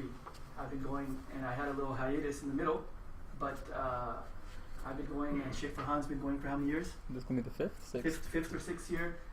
Sheikh Muhammad Mani was a resident of Medina. He was studying there for a good 4 to 6 years. 6 years. 5.5 years. 5.5 years, and he would serve the Hajis, again, just out of the noble act of serving all of you. We've been doing this for a long time, and we know our ins and outs. But again, we would appreciate your patience and trust in our judgment, And, sometimes people get all antsy and uptight as if they need to catch the bus or get somewhere. It's not like that. You have nothing to do over there but to be patient and do acts of worship and follow our lead, right? And our lead is basically us serving you into the best of our abilities. That's all. We're not there to proselytize or convert you guys or make you guys feel like you're being like a herd of buffalo or anything like that. Nothing like that, We're there to serve you and all that. Just follow our judgment. You don't have to be at a meeting or meet someone somewhere. Again, you're going to be meeting Allah subhanahu wa ta'ala and praying at His house, and you'll be visiting the grave of the Prophet sallallahu alaihi wasallam. Be calm, be collected. You're not in a rush, in a hurry. Things will happen at their own pace. Yeah. Things happen there in ways that we cannot even comprehend. So just always have a smile. You may see me, like arguing, fighting with some people and all that, but that's just the way they understand sometimes. But you don't have to lose your privilege. So when you argue, do you say labbaik Allahumma? It does happen. I'm just telling you, I get passionate, people get passionate. But you guys have nothing to worry about. That's just the way it is. That's why we take those headaches and we get them off of. Yeah. It's difficult for a lot of people because many of you in your day-to-day life or in your jobs, you may have certain authority or management or you may follow certain, procedures and everything's organized. But like I said, when you go over there, you're not in control of anything. So it might be a little bit weird at first to just follow direction, but from our experience, the people that come that just go with the flow, just are relaxed, just get pushed, get bumped and tawaf a little bit, no big deal, just roll with the punches, they end up having a much more enjoyable trip. And those are the people that we hear for years and years talking about how that was a life-changing experience. The people that were there complaining about every little thing, and trust me, I've heard it all. I've heard, quote, the fish is too dry in the buffet. So I've heard it all. Those people, they will never run out of complaints. Allah knows, Allah decides who's accepted or who's not. Allah knows what the value of that trip was, and then they will only have bad memories to look back upon. If you go with the flow, anything negative that happens, you'll end up forgetting it afterwards. You'll just remember the happy memories. But you just need to be smooth and fluid, as Shaykh says. Who can we ask about the women's issues? You can ask us. We'll be there throughout. And there's no bashfulness in that. We need to make sure, and you need to make sure that your Hajj is accepted and as righteous as possible. And if there's any dispensation or any leave, we can tell you and all that type of stuff. You can approach us all the time. And yes, I just mentioned it. For the brothers or sisters, like we said earlier, we will make ourselves available for your questions. So if anybody wants to ask a question in private or something that only relates to their issues, just pull us aside. Be like, look, I need to ask you a private question. And that's what we're here for. We've already done our obligatory Hajj. We're doing Hajj, alhamdulillah, we ask Allah to accept. But our primary objective on this trip is to facilitate it for you. Answer your questions, and do as much as we can to make it an enjoyable experience, inshallah. Men's issues, women's issues, anytime you can ask in the group if it's a general question. If you want to text us separately or just call our room extension or on our cell phones, you can do whatever you want, inshallah. Breakfast, dinner, we eat together, that's a good time to ask and bond. We've gone to the extent where I myself have gone to people's rooms and give them towels just because the room service was taking longer, So we do whatever it takes. We want your blessings and your prayers, inshallah. Yes. I have a question regarding content. For sisters, tell Tadana, for cutting the hair, should we keep small scissors with us or something like that? Yeah, you can keep in your toiletries, you can keep a tiny little set of scissors. You will not be able to take that on your carry-on. Remember, that's important. TSA will not allow that. So put it in your checked luggage, and then once you get there, you can put it in your little toiletries. If you don't have one, or if you misplace it for whatever reason, they sell them there at Bin Dawood for really cheap, so you can get them. You can keep a small little pair of scissors, and then within the room of the sisters, the roommates, you guys can help each other. And the amount that you have to cut is very, very small. Unmula. It's like one little finger joint, so it's not much. I mean, like an inch, or inch and a half. So it's not a big amount, You don't have to give anybody a major haircut. And all these scissors and tweezers and all that, don't put in your checked baggage. Sometimes they allow it in the U.S. domestic flights, but in international Saudi flights, going or coming, they'll throw it out. So make sure all that type of stuff is in your luggage. When you get there, you can collect all that stuff, yes. You're recommending 2 sets of towels for men? For men? Like, 2 sets of ihram? Yeah. And all the group, remember, they'll get their ihram in Medina. Yeah. Every male is going to get an ihram. Yeah, we're going to provide that with ihram. If for whatever reason you need to get an extra one, you can buy it there in Medina. I wouldn't recommend anybody bring ihram from here because you can get much cheaper there and better quality too. Unless you unless you have don't waste your luggage space on that. That's really Should you carry a mushaf? You can, yeah. Whatever you want. You can, yeah. iPhone, Android, Bible, stuff, whatever you want. You can get a small pocket one or a small dua book. It's not a problem. When you arrive at Medina or Jeddah or whatever it is, they give you free mushafs and stuff like that. You can do whatever you want. So buy ihram over there, don't buy it. We're going to provide you with an ihram. If you want an extra one, you can buy it there. Don't bring it from here. Do you recommend dua book for Arafah? Yeah, you can bring a small dua book. That's good. Yeah, there's lots of apps, adhkar apps, and a lot of dua books. Recommendation he's ask. You know, there's a very famous one called Fortress of the Believer, Hisnul Muslim. There's an English and Arabic in one. They have a nice little black one. There's a soft cover, hard cover. You can find it at Jewelry Bookstore. You can find it online. They have it as an app as well. Yeah. So yeah, definitely, small little dua book would be good. So inshallah, just to wrap things up, inshallah, this coming week, by Thursday, Friday, our passports will be submitted. The following week, we'll be hearing back. And inshallah, in this coming week as well, as your actual tickets are being ticketed, you'll be receiving emails from Sister Najma.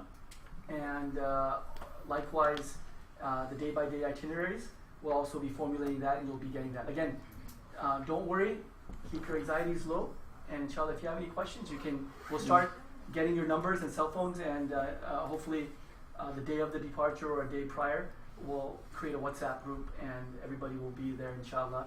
And you guys can't spam the group, by the way, guys. So no like posting things in there, but it'll just be group related stuff, please, or it's going to go on mute. Or yes. Any last questions before we conclude with the dua? Yes.